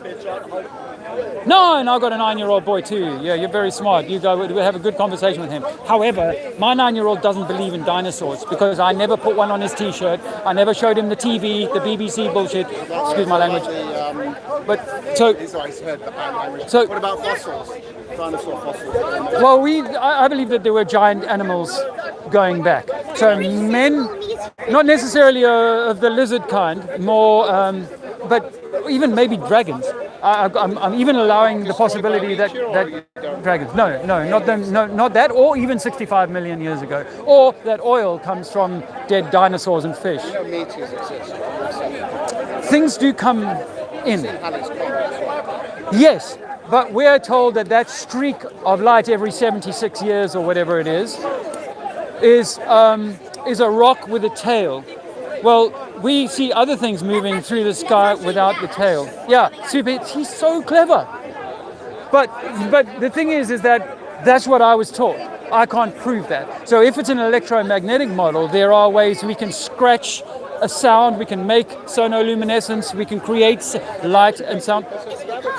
But here's the thing though, 76 years, can you imagine traveling 76 years? We're talking quadrillions of miles, yes. And then somehow the gravity is going to cause it to loop back around. Whereas if I put you in the Albert Hall, and I projected a light source, I pushed a light source up onto that roof and I cycled around every year, every 5 years, every 500 years, you could start to detect that pattern in that system. But if I put you on a wobbling, which is moving in 4 different vectors at the same time, system, and the others are also moving off in their own directions, and yet I expect to see those same stars every year at the same time, in the same place, nature is perfect. Sorry? The North Star, it moves a bit. It's called the precession of the equinox, yeah? When the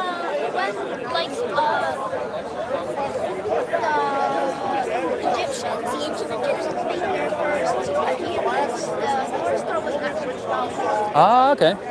Yeah, I think they call that the precession of the equinox. And they've known about this for a long time. It takes 26,000 years for this precession to occur. And that all works well. Have you ever spun a spinning top? You know, spinning top? See how the top does this? That's a precession. Yeah, it's spinning on its axis. It's precessing. It's moving through space. it's moving like this, right? And that's what we think is the precession of the equinox. That's what we think is the precession of the equinox.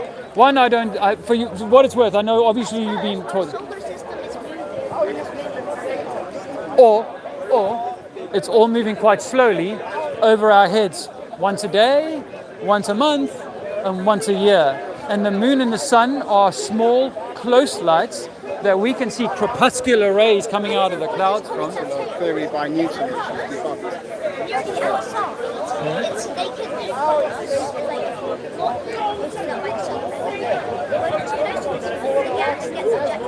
Ah, yeah. So are you talking about a black hole, or are you talking about, what do you... Oh, okay. Halley's Comet. Oh, okay. So that's cool. Yeah.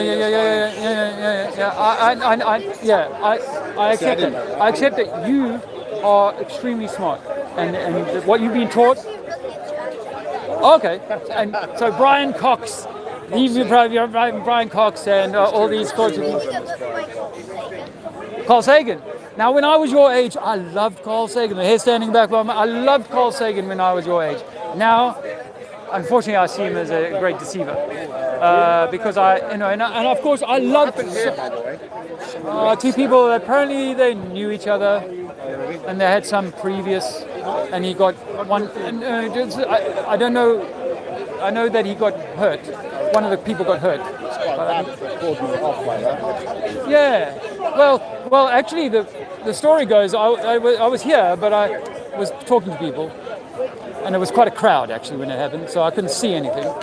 But the guy who did the damage to that guy, who was lying on the floor for a little while, left here and bashed someone on the way out of here. So I think the police got hold of him. And I don't think it had anything to do with religion or just a beef. Yeah, like a wife or something to do with a wife or something. It might be about gender equality. Ooh, that's a touchy one. Yeah, I'm not a fan of all this like breaking down of the genders, and I'm probably already teaching it to your son. But I think that a man is a man and a woman is a woman, and we should try and honor that. I'm going to give someone a hard time if they end up being gay or whatever. Huh? Gender equality is still there. It's going to be started to like He's a smart lad. You should be very proud of him, Bob.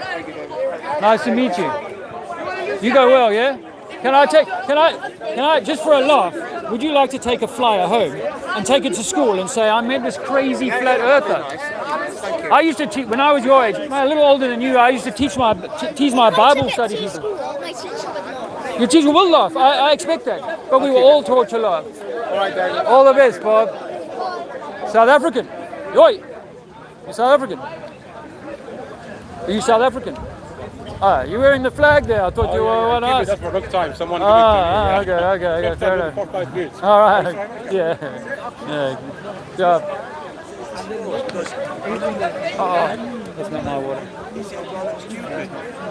Oh man, how are you guys doing? You still here? Man, I forgot I was even on live stream. Yeah. You want to have a chat?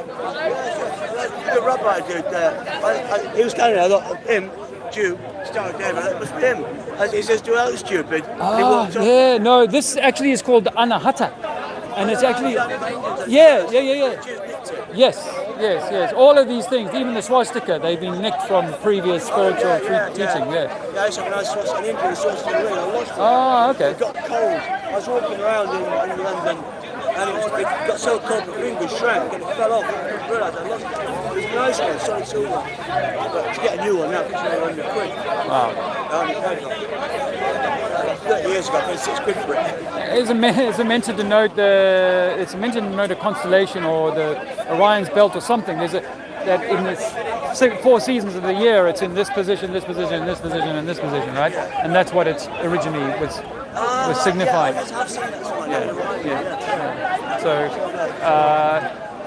So I put this. This was one of my earlier one, and this one, yeah. But this was really about trying to say that actually this flat Earth thing is actually all about love, whereas the globe is all about division, black, white, Muslim, all of that stuff, getting us at war with each other. guy. He was also a PhD, he worked for NASA. Oh yeah. Basic astronomy and cosmology. Basic cosmology and astronomy by Richard L. Thompson. Okay. And it's also with Michael Primo, who did ancient forbidden archaeology. Okay. You know, where they find these artifacts, they're like 200 million years old. And they're like a solid metal vase with a bas relief of extremely well defined of like deer, antelope, oviates and flowers. It's there, and it's like non-contiguous with respect. And you know, contemporaneous, you know, phenomena. But it's literally an artifact, solid rock. Like you know, they found like solid metal hammers with a Well, there's a couple of problems or possibilities with that. One is that the geological process timeline is completely off. So what if I could bury a modern implement from 100 years ago in a stone somehow, or I found it in a stone? People would insist, because the stone has been measured to be 400 million years old, therefore that had to have been lost there in that time scale.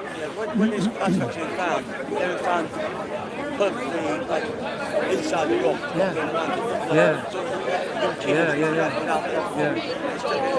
Have you heard of mud flood? Mud flood.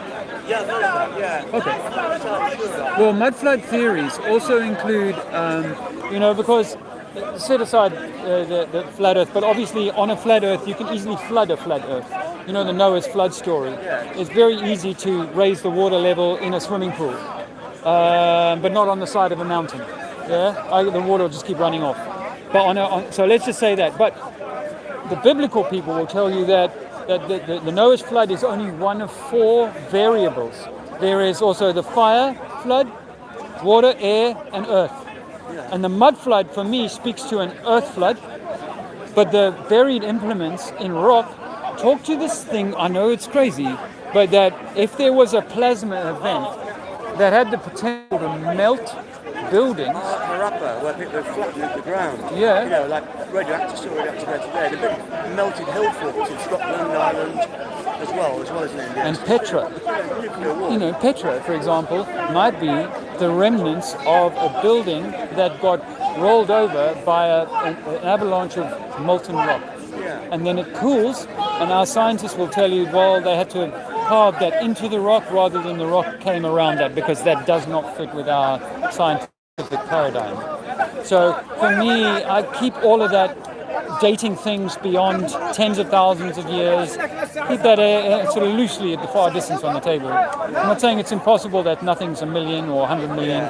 Or even a billion, perhaps. But it's like in 1984, the guy says, "I can tell you the stars this far away," and I'm telling you, I can fly. Richard Burton film, 1984. But it's a fact, though. I studied geology at college, and I used to work in a geological company over in Canada and Denmark and off Iceland looking for oil. And, even astronomers, they made a cock up. They said, redshift. You know about redshift? Yeah.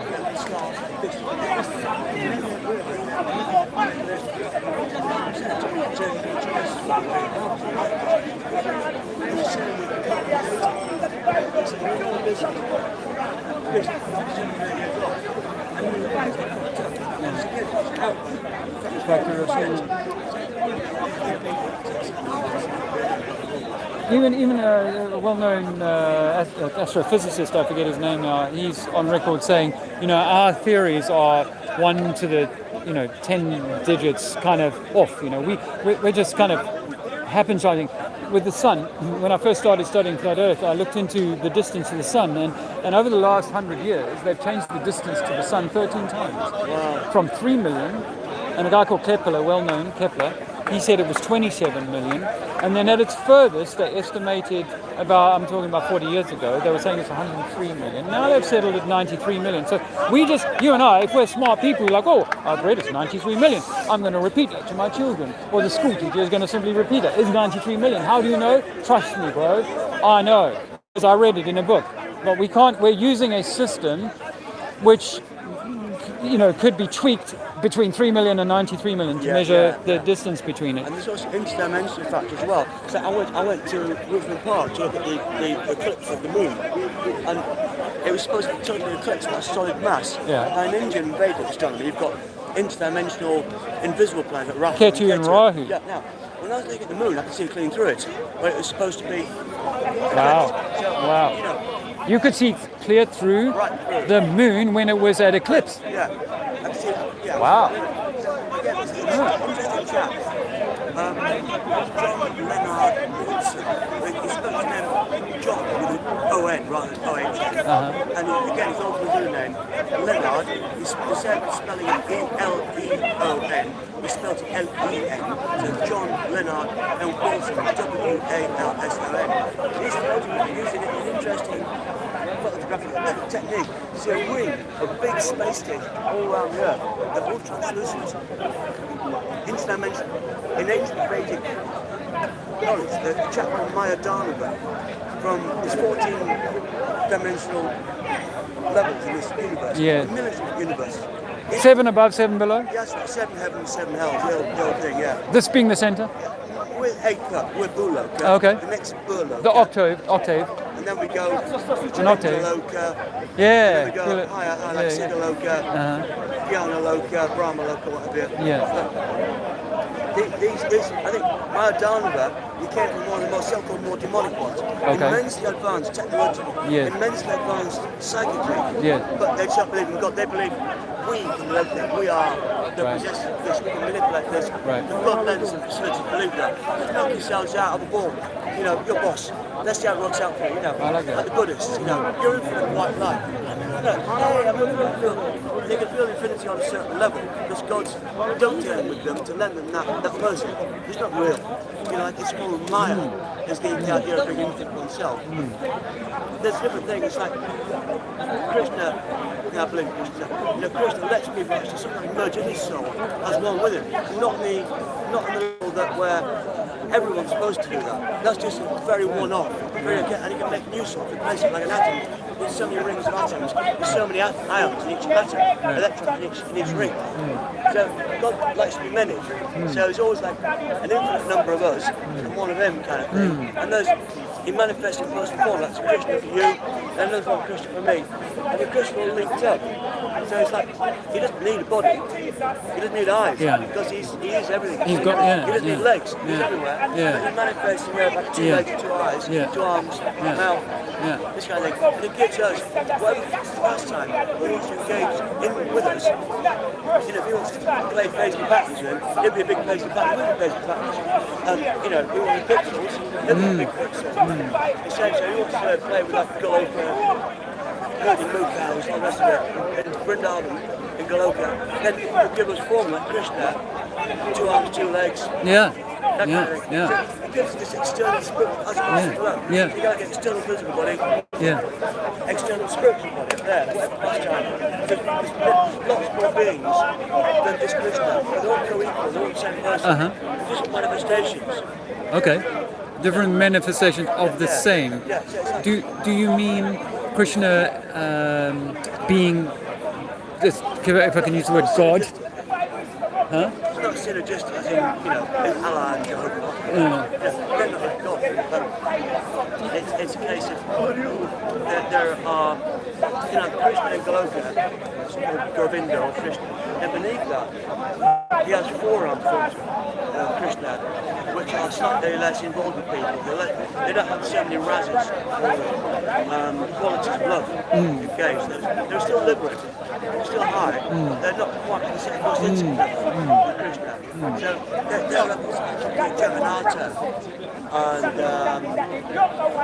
slightly lower level of Krishna there. But beyond Krishna, there's nothing there. It's also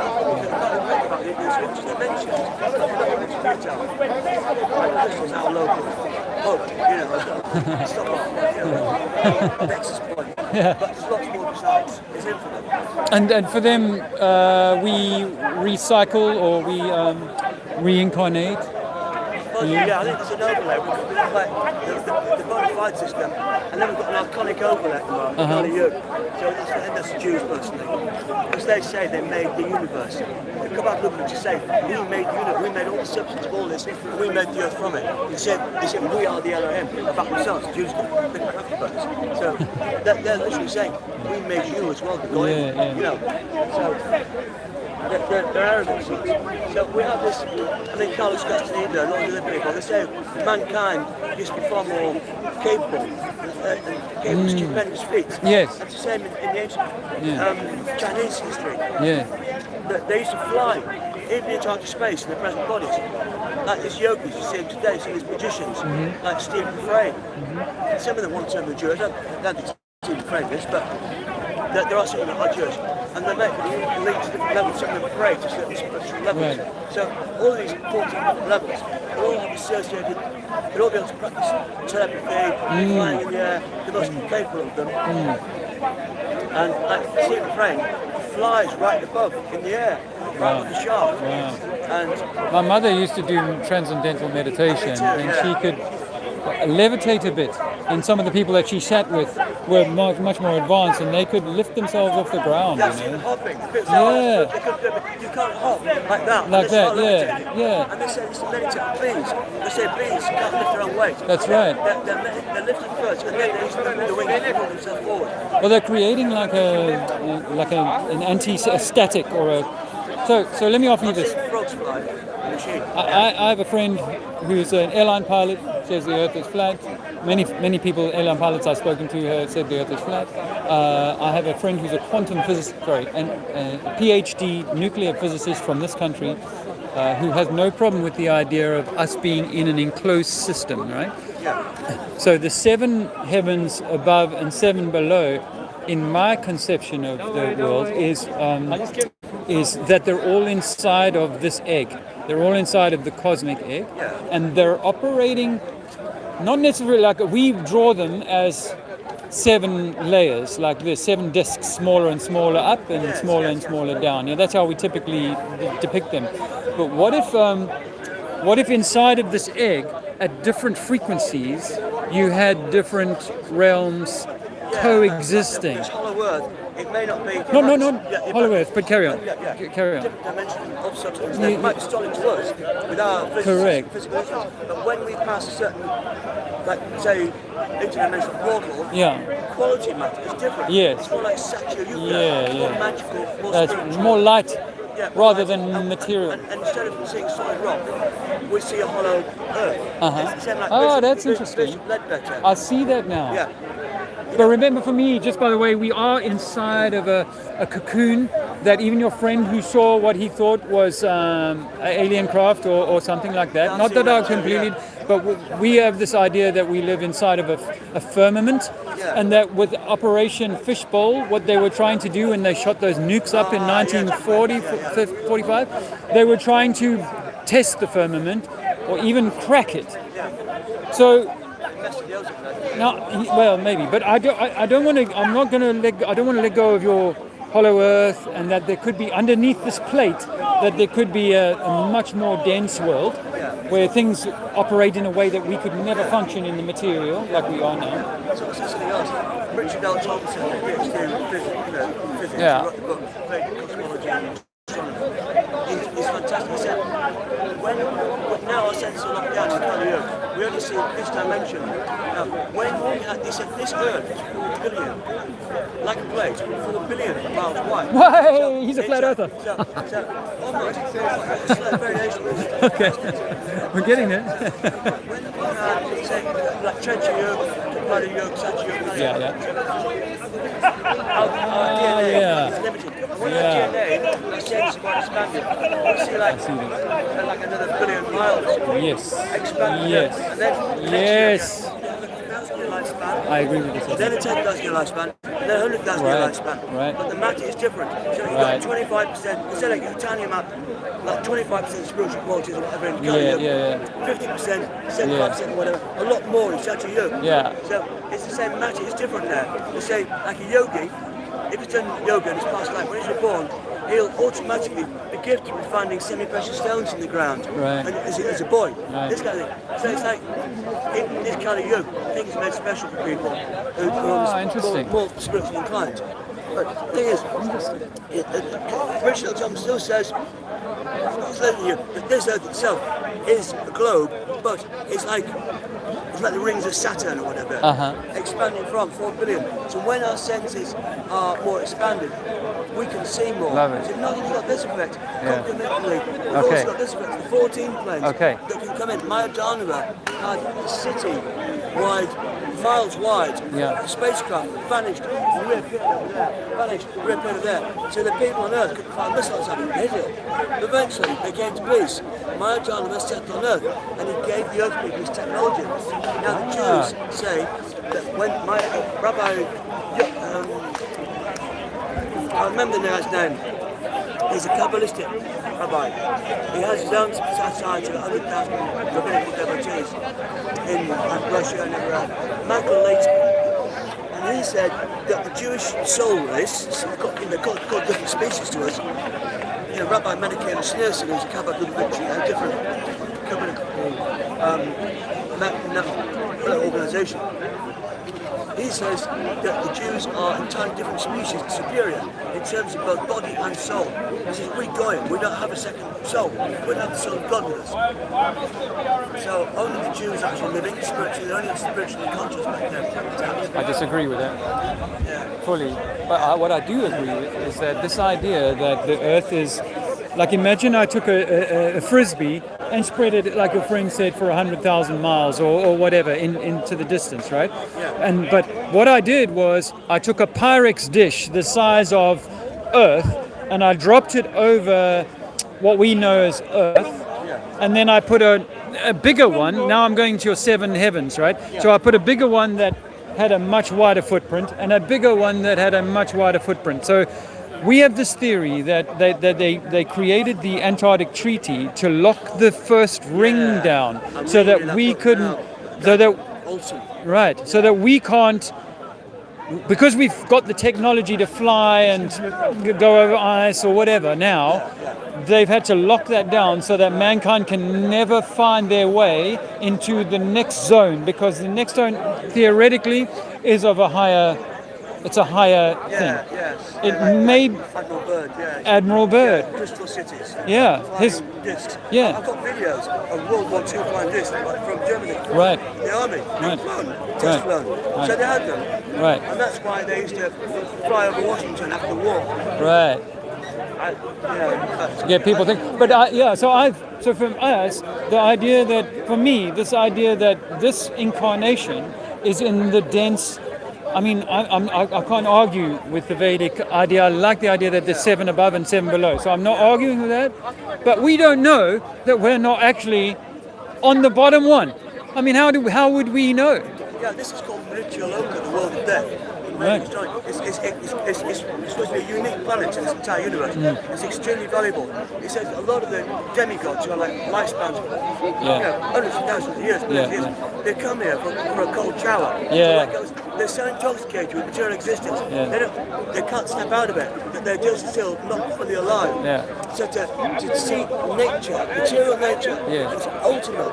Yes, glory. Revelation. Yeah. They come here to see that it's just.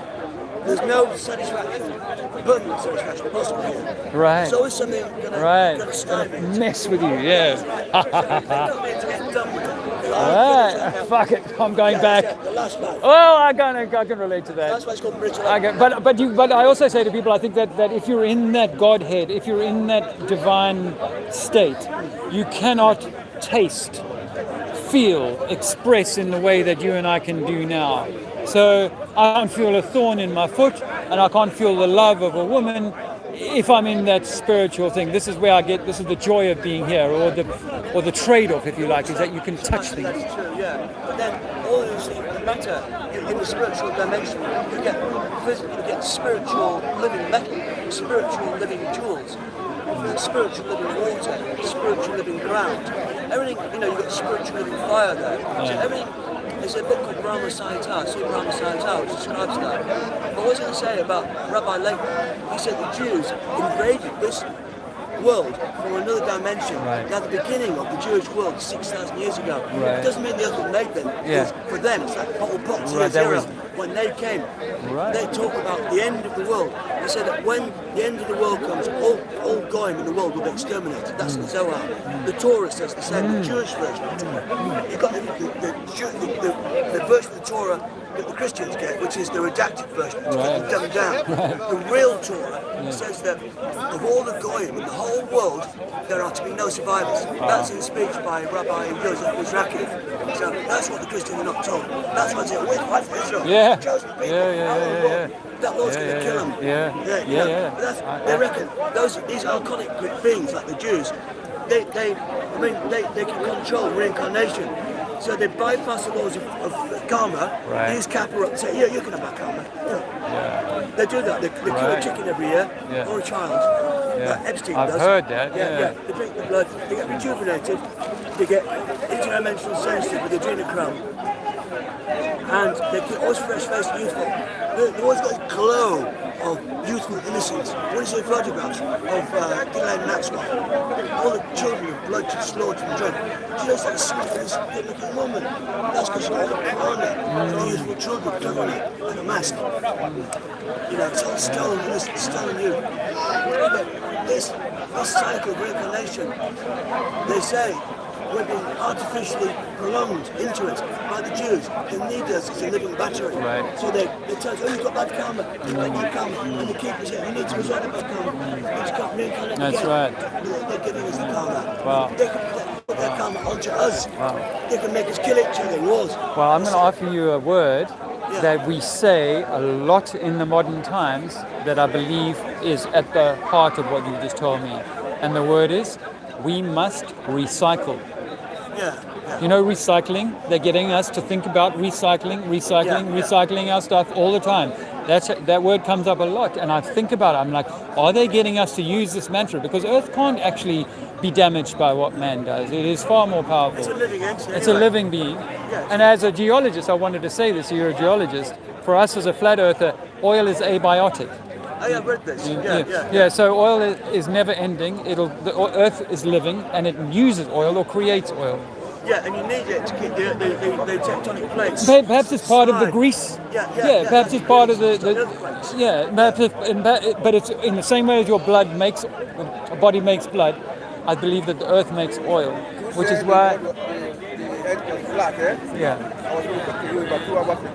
Okay. 2 months ago. No, 2 hours ago. Oh. No, 5 hours ago. 2 hours ago. Could I just take his question? Yeah. Carry on. Fascinating. This man is fascinating, but Carry on with it. That's all. but he's had a lot of my time. You ask me your question, sir. You've been waiting a long time. You want the camera now?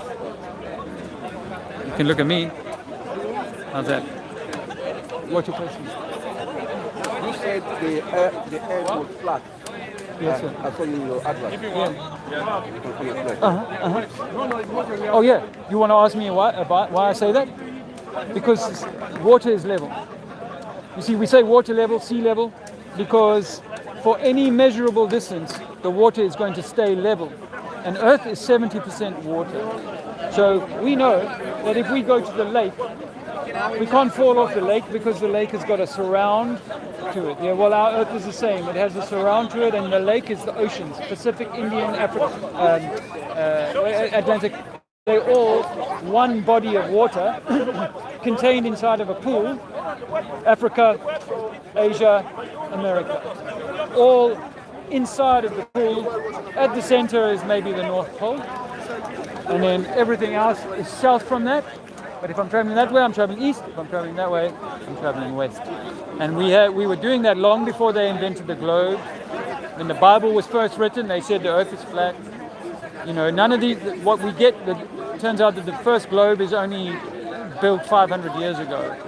So all sailing, and there was only one.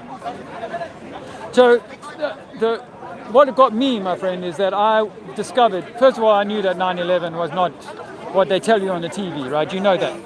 You know that. saying that. I reckon they use those beam-down images. I've got 2 videos. One when planes coming into 9/11 and the wind vanishes. Yes. And they come back. Yes. That's the holographic projection. Yes. The shape chart just Yeah. inside the building. Yeah. Another one, I've got another video of the jet flying into the World Trade Center and the entire fuselage comes right out front. Wow, just a moment, of it. Yeah. Yeah, just a moment, that's right, 601. Yeah. That can't happen in Yeah. an aircraft. Yeah. Because 18-inch thick metal girders. And a passport doesn't survive that and then land on top of the dust pile, No, you know that, right? 9/11 was not the Muslims. And those planes turned up. Some of those planes that were involved, they were still in service years later. And some of the pilots Really? turned up, still in service. Wow. Well, the same with the Challenger accident in '86 when the Challenger blew up. Yeah, I've seen the same. 6 out of 7 are still alive. Yeah, that's right, yeah. Of those astronauts that were on the Challenger that blew up in '86. You remember '86 Challenger, right? 6 out of 7 are still alive, and you can walk up. The guy walks up to the lady who was on the plane, the school teacher. She now works at a university, and it looks exactly like her. Exactly, the little Chinese or Japanese man, exactly like him. And he says, "No, that's my twin brother." And it's like, well, if you're the twin, why were you not at his funeral? So no, we never went to the moon. The International Space Station is done in a swimming pool. We cannot take a rocket higher than 50 miles, maybe 60, 70 miles, and then they drop it into the Bermuda Triangle, and your ship will go missing. If that comes down near your ship is going to have to sink, because they do not want the public knowing that that's where Elon Musk and all these other, now they land their rockets right there into the Bermuda Triangle. They never go up anywhere. Everything is in your mind and on TV. We can see them using harnesses to pretend like Tim Peake, I'm floating and watch me do a little flip. Well, you could do that flip on Earth. Collect green screen. They vanish, they're not in. Oh yeah, you got glitches. We got glitches. We got so many problems. We've even seen spacewalk bubbles. Yeah, I've seen that. Like they're scuba diving. And we've seen one time a reflection of a scuba diver during a spacewalk. In the mask came this thing, and they close the hatch, and it looks like it's a material floppy hatch. But if you look at a hatch on a submarine, it's a thick steel door like this. So if in space, you're also going to need a thick steel door to stop the atmosphere, right? Yeah. Or the vacuum. And if you've got it in space, it's like minus 250 degrees and plus 250 degrees down there. They'd have cooked, they'd have frozen a little tin can on the plastic bread. You need 6 feet of water around you. Let's say if you use that as a protection.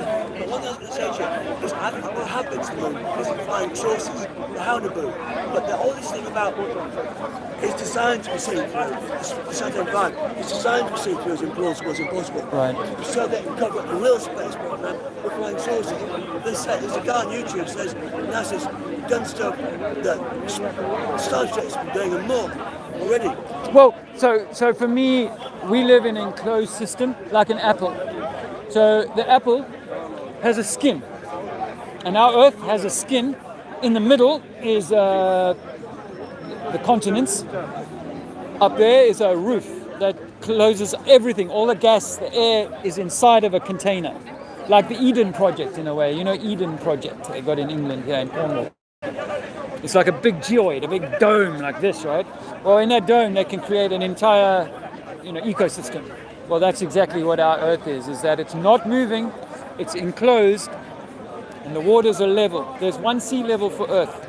Anywhere you go, Africa or whatever, like I say to people, if I was to cross Africa, let's say 1,000, 2,000 miles from east coast to west coast, right? I'm going to start sea level here, I'm going to go up Kilimanjaro, maybe super high, and I'm going to end up on the west coast, but I'm going to go up 2 kilometers, I'm going to come down 2 kilometers. I'm not going to make any allowance for, but you've got to travel over the ball, because they tell you when the ship leaves, when it leaves the beach, it goes down like this, they tell you, right?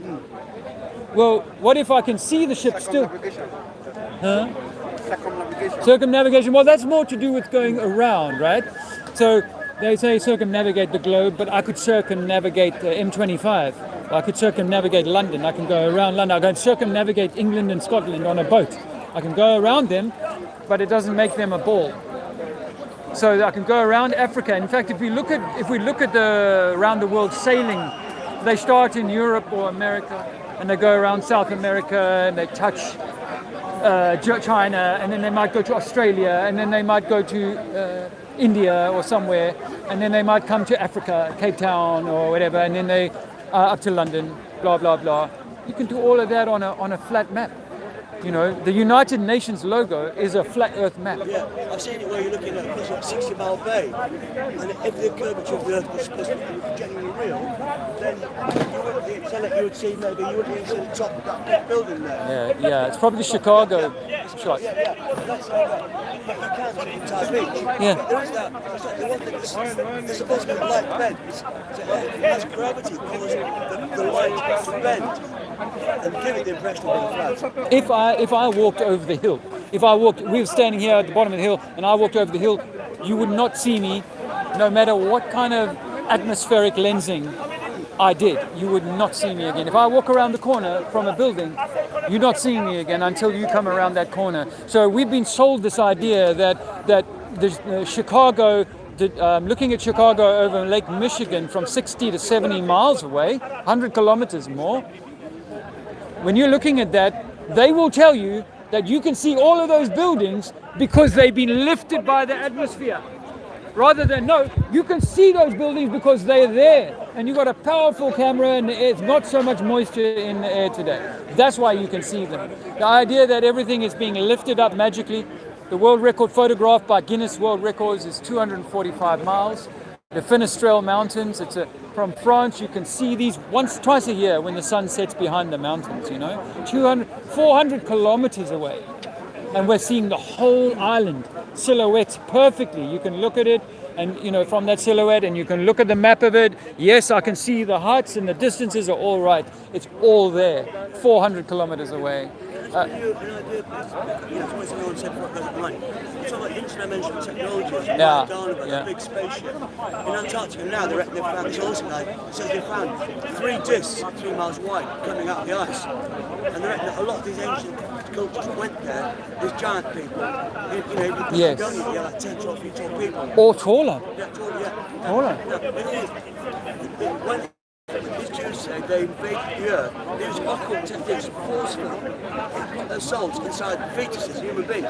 So they weren't our dimension. Right. So they need anchor babies with this matter.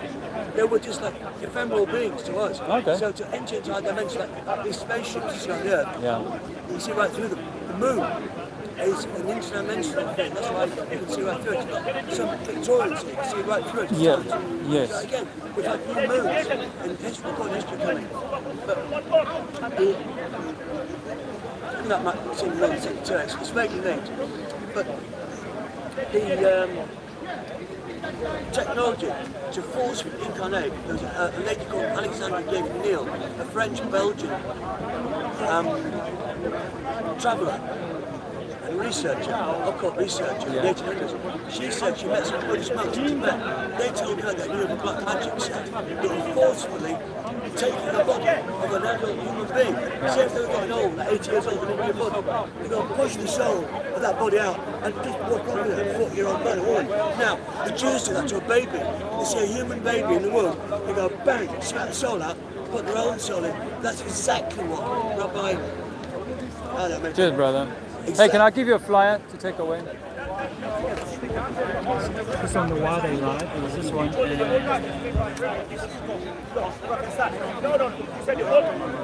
Yeah, sure. I actually have one other, different one. That will probably... This one here. I like to give people this one. God is within you.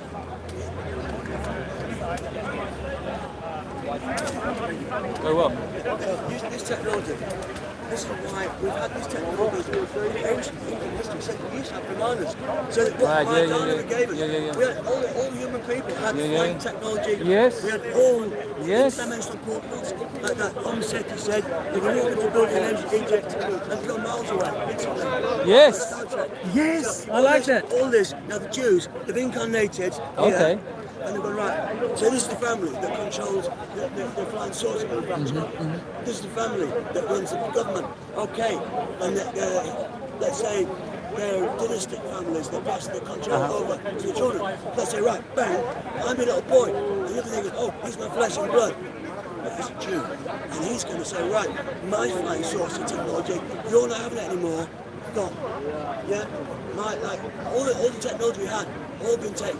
Yes, You know, yes. in the modern times, like Rebel Yeah. right. Not Yeah. saying nothing happened there, but the children, Boris Well, Fishbein, even- he took away the rifle machine. That would The kill- rifle machine, yeah. That would cure 100% cancer, 100% cases of influenza, Yeah. like that, with no side effects. Yeah.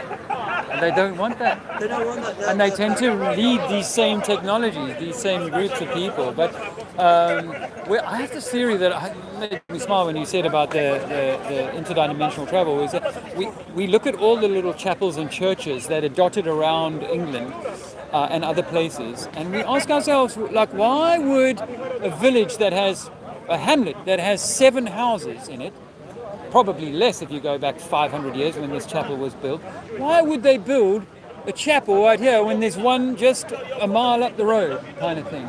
And I started to wonder, my wife and I were postulating over, were these technology devices that I could use to send a message in my local area network, and then eventually up to a cathedral, which could reach another cathedral in France or whatever. But when you said that, I thought, well, because we've kind of thought about this, but what if you used it as a portal? What if they were portals and I could move between churches? Yeah, like Mudford people say that. Yeah, well, I can move between churches or to a cathedral so that I can go to a super hub and then move on. We'll see the same with our Wi-Fi I network. went to Stonehenge yesterday for the first time. Did you?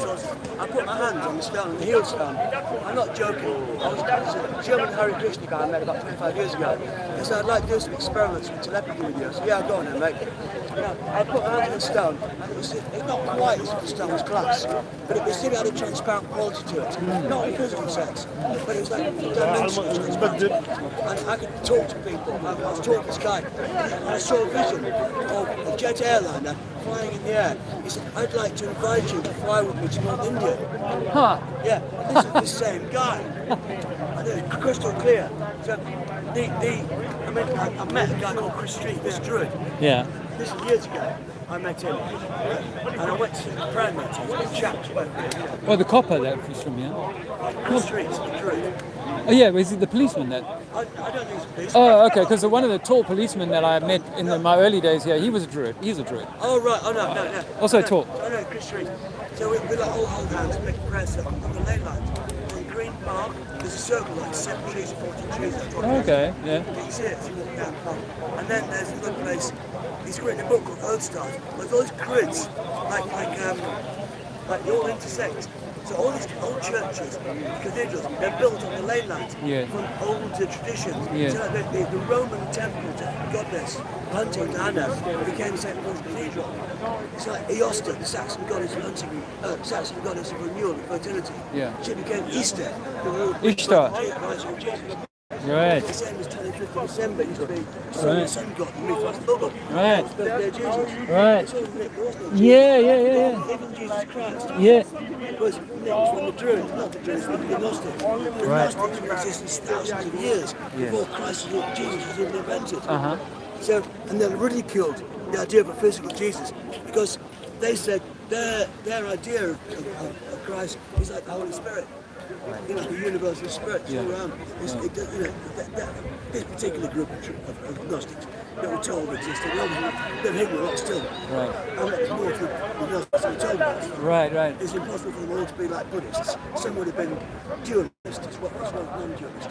But and this particular group said, well, we know what Christ really is. They've nicked Christ from our crest. Christ used to be something with an E, and they've got artifacts, religious artifacts, ostensibly attributed to speeches made by the so-called Jesus. Yeah. And they've had the letter E painted over. Really? But they've stolen it entirely. So the Gnostics were heretics, warping an original pristine. Oh man, I had a gospel preacher here today who was battering me, trying to batter me with all of this, Jesus has to be what we're told in the book, blah, blah, blah. I think you're a very fascinating conversation, my man. What is your name? Dave. You're Dave? Dave, yeah. I'm Dave. Oh, 2 days.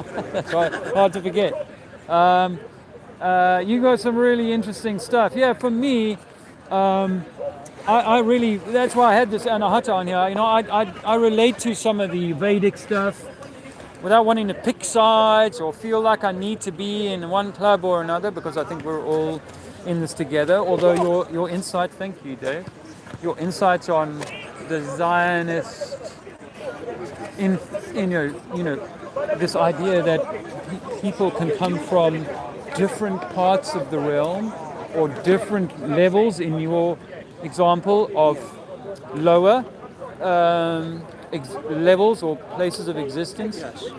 It really resonates with me. Yeah, they're immensely sophisticated, psychically and technologically, are the people from Talatala, that level. Talatala. Talatala, it's one of the Tala levels. So you get 7 Talas, 7 hells. And the hell doesn't mean, no, you get one of the hells that's actually total luxury. The facilities down there are comparable to those in some of the heavenly realms, in the material heavenly realms. Right. But because the people there or the leader there did so much penance to Lord Shiva. Lord Shiva looks after, because everyone is a child of God, even the lowest demons and the lowest Patala. Right. So he looks after them all. So even the Jews are Yeah, he looks after them all. If he wanted to, he could get the Jews selling a petri dish. Right. Like a little micro. He wouldn't be able to do all that. He gives them facilities, he says, go and play against. And we're made their subject to say, right, you can let this happen to you. You can stand up, do not your will, and say, God, and knock them out. Yeah, that's what we're supposed to do. We're supposed to track them down. Because the Jews, it's not the Zionists. The important thing is this, everyone says, oh, it's the Zionists, oh, it's the Talmudists, oh, it's Khazarians, oh, it's this. It's not. It's all. The Torah is read by all of these Jewish groups. Every single one. That's the Jewish style to say it's just the Zionists. You've got all the Jews saying it's just the Zionists. And now they're saying all the Jews in Israel, not the Jews think it's just Zionists. That's the style. You always put things, they're fake Jews now. You can't blame us when they're living in that country with you. So they can get their foot in the door. Every single Jew in the world uses the Torah. And every Torah, the real Torah, says of all the goyim in the world, there are to be no survivors. It's every one of the fuckers. So it's either us kill them or they'll kill us. Bottom line. And they're going to kill us. They made the code. But what happens if they achieve that? Let's just say, because like we're eternal beings, right, Dave? So I don't want to die anytime soon, but at the same time, I know death is not a permanent state. It's just a transition. The planet's supposed to be kept going though, the next group of souls. Right. So it's our duty to preserve it. Right. So the next group of children can incarnate it and not be beaten down by the Dave, I've taken my young child out of education, or rather, I never inserted him into the education system because my older children did all of that, and then when I learned what I learned, I'm like, I don't want him toxified by what he will receive in that education system. But I see the majority of the world going along with what is. So I've been, coming here for 8 years. I've been, I discovered this lie about the globe, and for 10 years now, and I do not see mankind waking fuck up. I do not see that happening as much as I.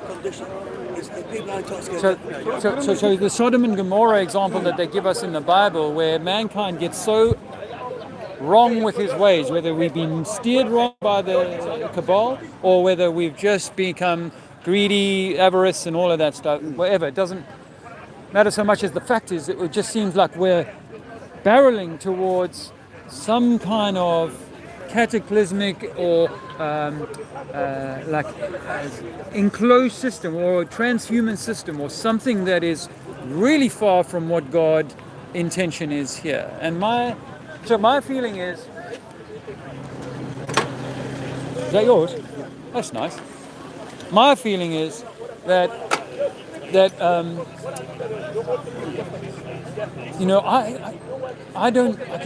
I guess my caution is, if I may, we share the same name and a lot of similar ideas, but my caution is that if I'm being seduced or induced to go to war, I want to stop anyone and the cabal who are running the poison schemes and the media and the wars and all of that. I want to stop that. I want that to stop, and that's why I would speak against that. But when it comes to taking up arms against another group of people because I think that they're a threat to me. I mean, most Jewish people I know have they're not super high IQ. They're not like that clued into anything. I think that most of them are, like I said to another Jewish man the other day, 90 years old, I said to him, just because you're Jewish doesn't mean you cannot be brainwashed. I think the Jewish people are more brainwashed than any group that exists, possibly. Almost any group that exists here. And so if I can brainwash that group to believe that they are the superior ones, even if they're not. There's a hierarchy of them. Yeah? Yeah. Okay. And I know obviously the most of them get sent, if they're in Israel, they will go to join the army, blah, blah, blah. And you get your top ones, and you get your very powerful ones. Yeah. But and I also say, I think Jewish people were vaccinated in just as higher numbers. You don't think so? No. I've got a video. And That's interesting, because I've always believed that. No, where they're getting their vaccine squirted over the shoulder. And But are they not having injuries like that from the vaccine? I'll run through it with you. It's a binary weapon. It's activated by 5G. Now, there are 1,286 side effects according to Pfizer alone. One of them is COVID pneumonia. Now, it was developed, and there's more than that developing. There's side effects that are coming out of new autoimmune disease. It's more than 1,286 side effects. One of the side effects is COVID pneumonia. So, now, but it's all developed by Jews. Al Burla of Moderna, or is it Pfizer? Tal Zaks. You know, Pfizer. Yeah, I see all of that. I see all the Jews in higher places. Yeah. Now, the guy who did the Russian Sputnik, another Jew. Yeah. Now, the thing is, in Israel also invented 5G. Right. Now, 5G can only act every few hundred yards. You need to realize. Now, Israel invented 5G. They gave it to every other country like an exploding butterfly bomb to blow Right. their hands off. But they didn't deploy it to Israel. Now, it doesn't matter if a Jew gets vaccinated. It cannot affect them. So they're protected on two levels. And the second level is this. It's an ethno-bomb.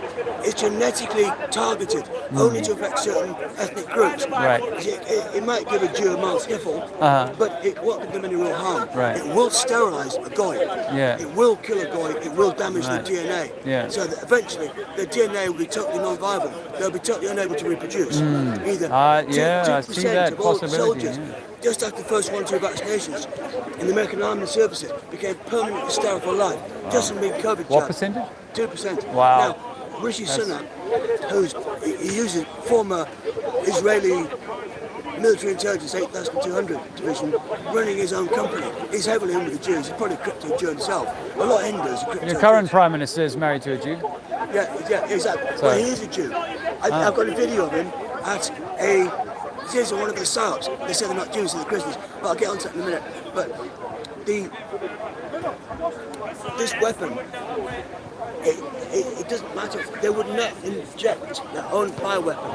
And I've got a Mossad whistleblower saying that everyone's saying, oh, look at the poor Jews, Pfizer Nazi, fake Jews, inject these poor Jews to exterminate the real Jews and use their Nazi bioweapon. What a load of hogwash. The actual testing was done on captive Palestinians and Negroes from Africa. They invited so-called African refugees into Israel, and just a year or two back, Israel banned all Negroes from Israel. Wow.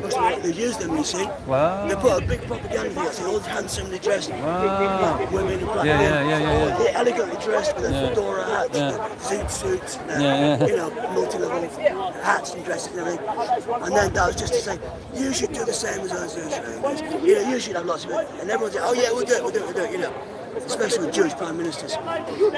But they've never injected the real bioweapon. It can't. It's like the blood of the lamb of the door lintel. You can't. Don't go there. Yeah, when they've painted their own bioweapon not to touch Jews, that's like the Passover lamb blood. Yeah. You can't even touch, even if they've been judged, it can't touch them because even if someone says, right, we'll get you buggers, we'll put a 5G transmitter right on the border. Yeah. It wouldn't reach any further than that. No, that's right. Very close range. Yeah. So they're protected on 2 levels, genetically and electronically. Right. So and they wouldn't inject anyway. They were just given salt water. Saline. Saline, yeah. Actually, I met a guy in this country who said he was in. I was in near. Oh, my mind's going blank. It doesn't matter. I was out in the country in the Fens near Cambridge, and it was an Asian man, and he said to me he was a shopkeeper, and so I engaged him in conversation, and I said, there's problems coming up with this vaccine. He said, well, you know what's interesting? He said, in my village here, they ran out of the COVID vaccine, so they gave me this is what he said, they gave me a saline injection just so they could keep the numbers up. So there were people that, whether by accident or whatever, there were people definitely that I know. Well, from this guy, he said that was what they said. We've run out, but we're going to give you saline anyway. Huh? He was an Asian shopkeeper. He wasn't. He had nothing to do with being Jewish. They hit them very hard in India. A lot of people died from the COVID. Just after they had the COVID jab, I've got videos home of Indians in villages, whole villages, losing scores of people. Really? Just within days of having the COVID jab. Yeah. Really, and even when some of them got the COVID itself without being jabbed, they got it on Friday, they were dead by the Monday. Because it's a unique variant developed for the Indians. Unique variants for each different people. Yeah. No, there is a hidden hand, and I'm interested in your theories in that. Like you've got radioactive metals, you've had diamagnetic metals. Yes. You know, compounds. You had fluorescent minerals. You know, all kinds of stuff like that. And even Pfizer said, you know, we could put different combinations of all these ingredients in different jobs for people. Right. Not always the same ingredients. Yeah. So it's, you know, different stuff from folks. Tailored bio to the individual thing. Yeah. I'm with you on that, and I think what I guess I'm trying to say is that it may be worst case scenario that this Goyim plan or the removal of the Goyims completely is part of the Kalergi plan or part of this longer plan to, you know. So I'm obviously aware of that, and I want to do my part to maintain the integrity of God's children. Yeah, because I believe that we are that. So you know what their plan is. Yeah. From the very inception, Rabbi Michael Laitman said the Jews are spiritual commandos. They are here to conquer this world. And it says that the Gentiles, the Goyim, they're all from hell. They're all from three lower left-hand feminine sides of the Kabbalist tree. Right. In the Kabbalah from ancient tradition. But they said, the Jews say, Rabbi Menachem Schneerson, he said the Jews are superior, as I mentioned before, in a time of dimension. So modern material scientists on Earth, they can't even see the flesh of a Jew. They can't see it. They think, you know, look at his pulse, look at his flesh, like an operator. They can't see what he's really got. Every Jew, that's not just some Jews. You get the Jew, very good actor. I'm just a thick, low IQ, common garden Jew. Yeah. I don't know nothing about nothing. They didn't do nothing. They all do astral projection. Every one of them has reincarnated only as a Jew for thousands of years, scores of times over. Wow. Every Jew I've spoken to who's up to me, everyone from every background, has said to me they do astral projection. And they use that skill to go, right, I've experienced that myself. I see what happens. You see a big tunnel, and there's lots of side tunnels. And those tunnels lead down to couples having sex. And you go down and shoot, and you choose which one you want. And the Jews do this. They go, yep, I fancy this one, I fancy that one. I'll be little Shlomo, you know, little Rabbi Berg's son. And they choose that. And that way, they pass on the political power, they pass on the material wealth, they pass on all the influence, the media company influence. It stays in the family. Right. That's how they do it. And that's why they make sure that we've got religions. We don't know what day it is. We don't know what last life we were. We don't know what species last life we were. And we don't know what species we're going to next. What life we're going to next. Yeah. We have no idea. Yeah, and they like to keep it. That's why they give us these dumbed down religions like Jesus, Islam. All the rest of garbage. That make sure we can't be with God. They say, if they say you're going to burn alive unceasingly for all eternity if you're not with us. Now, the moment you do that, you're excluded from God. God goes, well, there's nobody believes that kind of crap in the spiritual dimension anyway. So if you want to come up here and start burning everyone else alive forever, there's an infinite expanse of souls you want to liberate. You won't be able to come up here and burn everyone else alive and liberate it. You stay down here with the Jews. That's right. They'll keep you working down in the mine. Yeah, that's how the Jews keep us down in soul meat to eat. We are their meat. We're the consumers electronically and physically. Right. Adrenochrome and prana. Wow. They need us down here. That's why they give us shit religion. Wow. Otherwise we'll be off. That's a lot of information, Dave. Thanks so much. I appreciate it. Cool. I've got to wrap it up because I've got responsibilities to get to. I'd love some leaflets from there. Of course you can. I've got these, and do you come here every now and again? I've got I've not been here for years actually. Oh, really? I live down the road. Oh, right. I don't come all the time because I don't live around London very often. You've got Yahweh.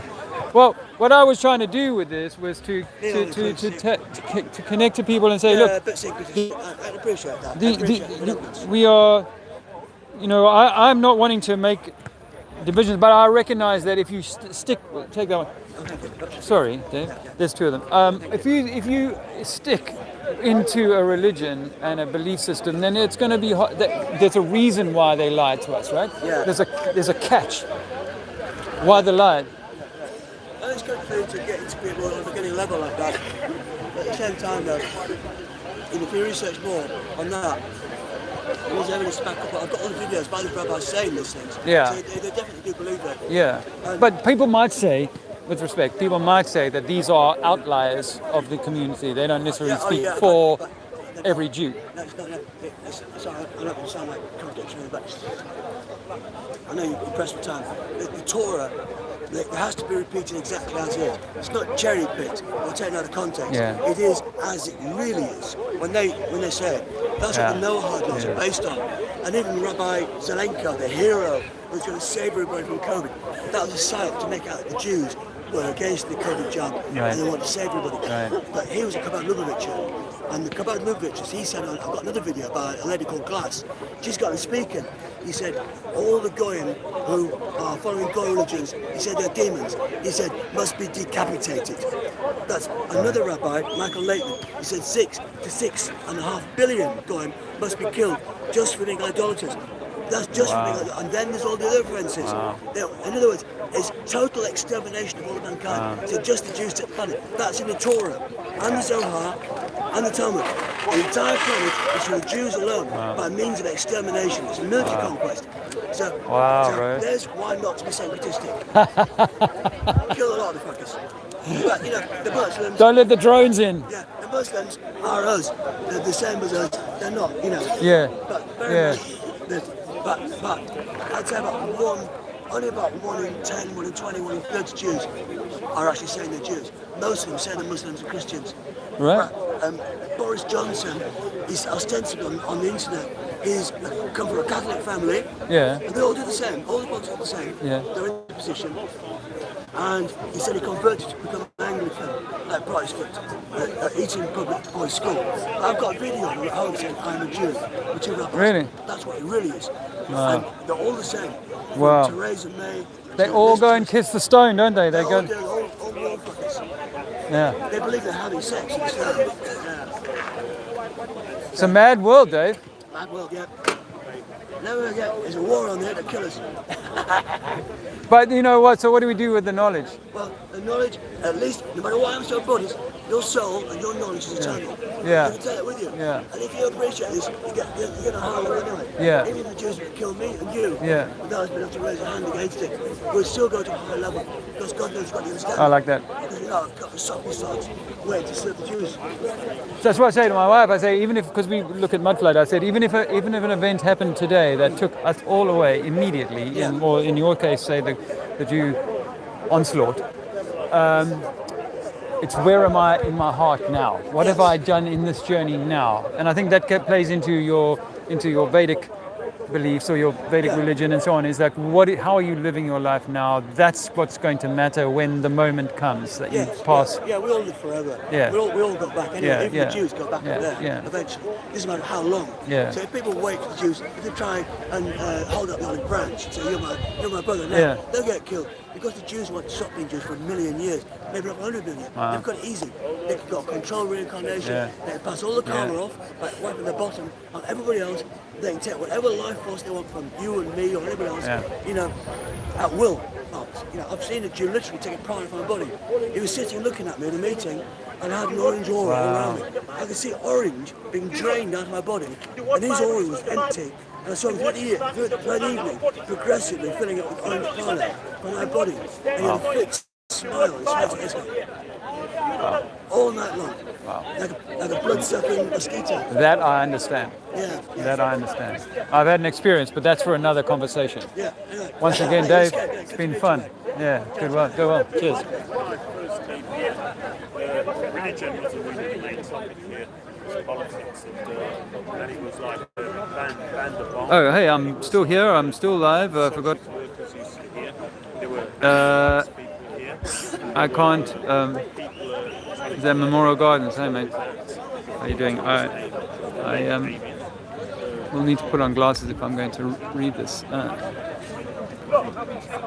assume my battery's empty. I need to put a shirt on. It's starting to get cold now. Not cold, but cool. Hopefully my shirt's still in here. 1 second. Can I put what and what Islam?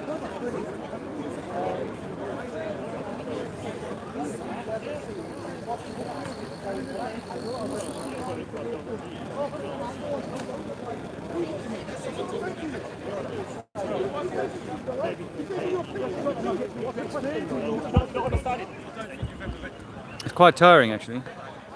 I'm not sure what the time is, but I feel quite tired.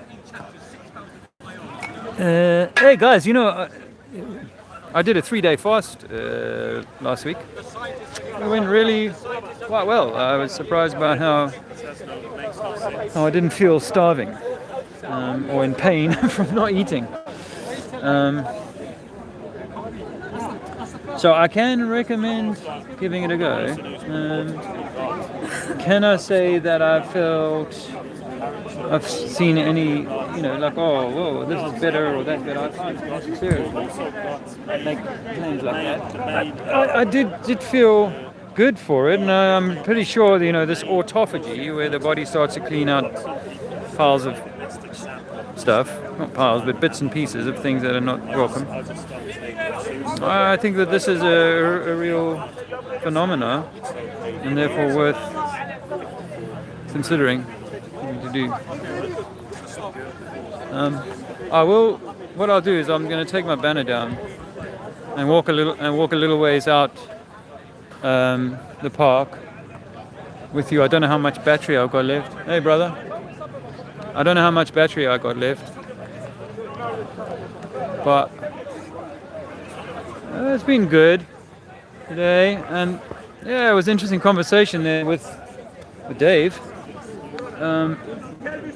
You know, he's got a slightly uncomfortably strong view on the Jews, but you know, maybe I'm just not wanting to be uncomfortable when it comes to that question. Not that I can't see the machinery of Judaism or whatever in the, you know, in the world. It feels like a very easy target, and I do think that the Jewish people that I've connected with over the years have been pretty genuine, you know. I mean, I think I might have dated one or two over the years, many years ago, of course.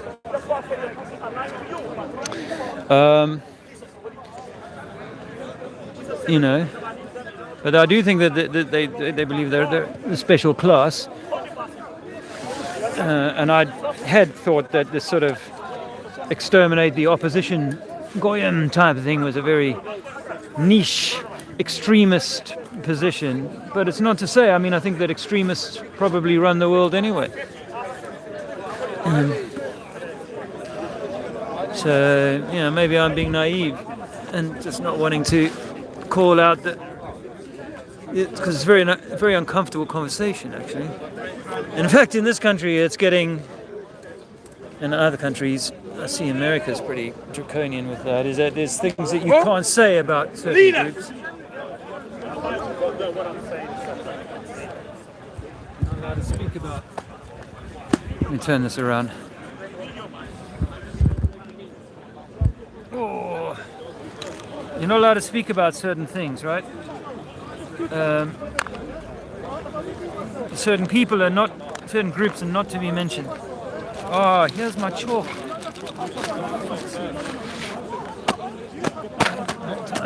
I have chalk, but I probably would have done more when I had a little lull at one point a few hours ago in the conversation. But you know, it's nice to reach one or two people, but I think overall I have to say that, the world doesn't really want to know this information in the main. I don't want to be gloomy about it.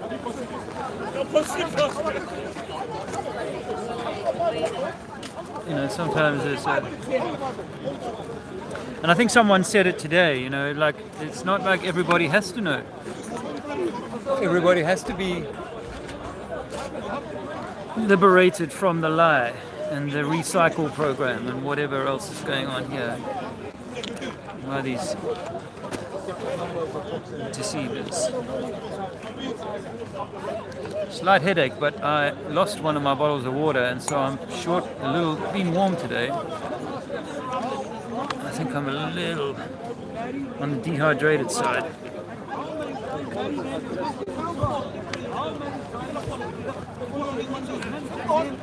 I'm gonna get a little walk out. Yeah, that's all I've got left. Level.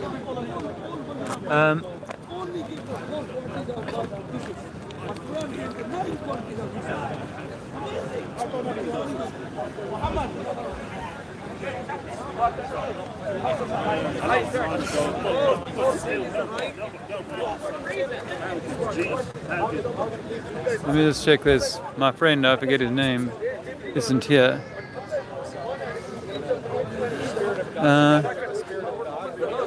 I don't see him now. And it's starting to get cool, and this is the longest day of the year. So happy Father's Day, happy Solstice Day. But it's starting to feel a little cool on the skin. This whole area has been closed off today due to incident. I don't understand why this couldn't have been reopened, but maybe I don't understand what's going on. What's going on behind the scenes with all that.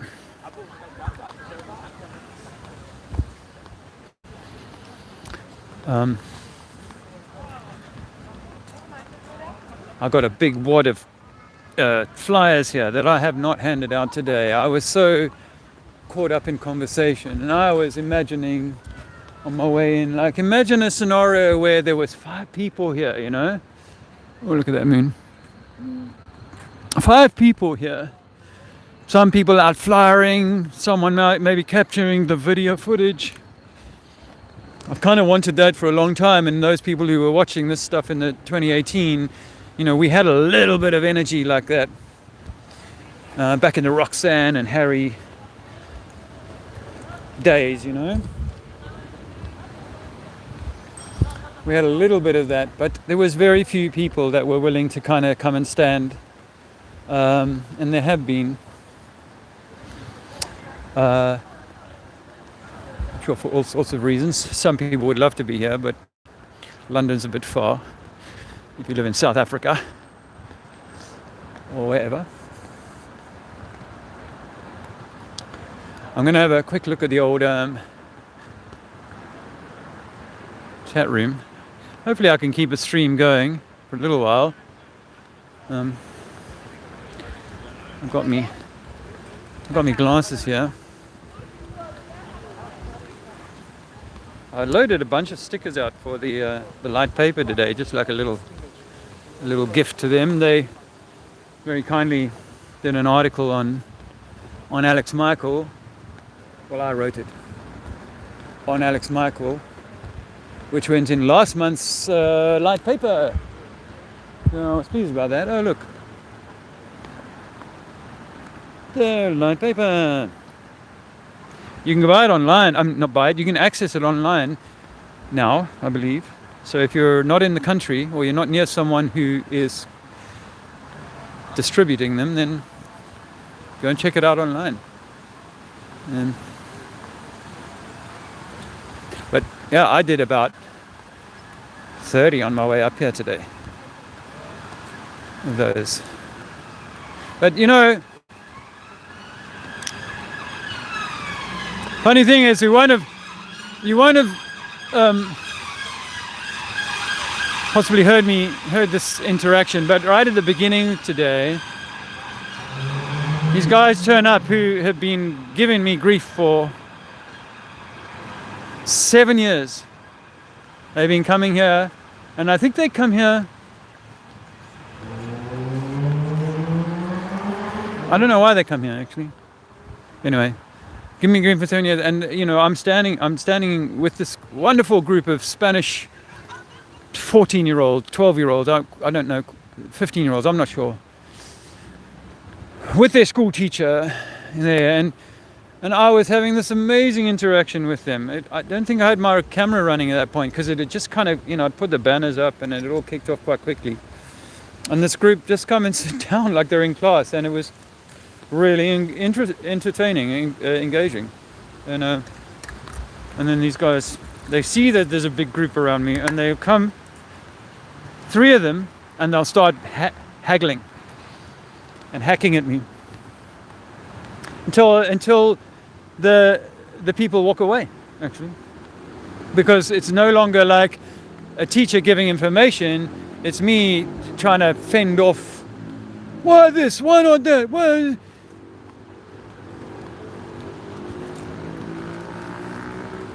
In fact, one of the guys, the only time I ever pushed anyone in Speaker's Corner was right in the early days in 2018.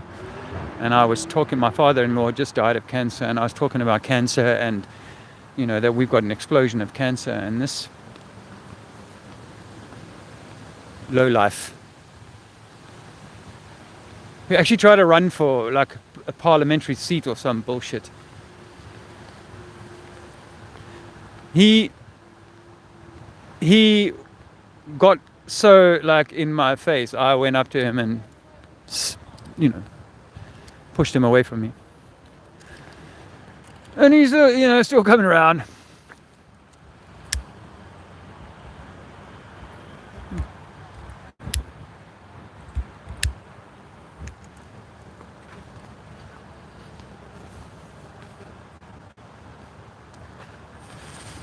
All sorts of funniness today. Oh, I was going to have a look at the comments.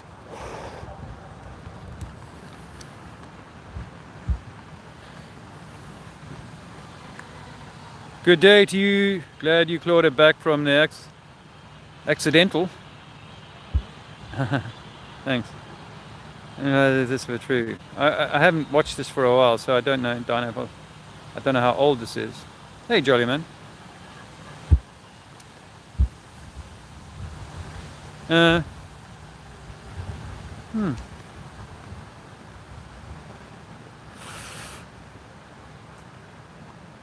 no, I don't even know if... Oh, there are some people here.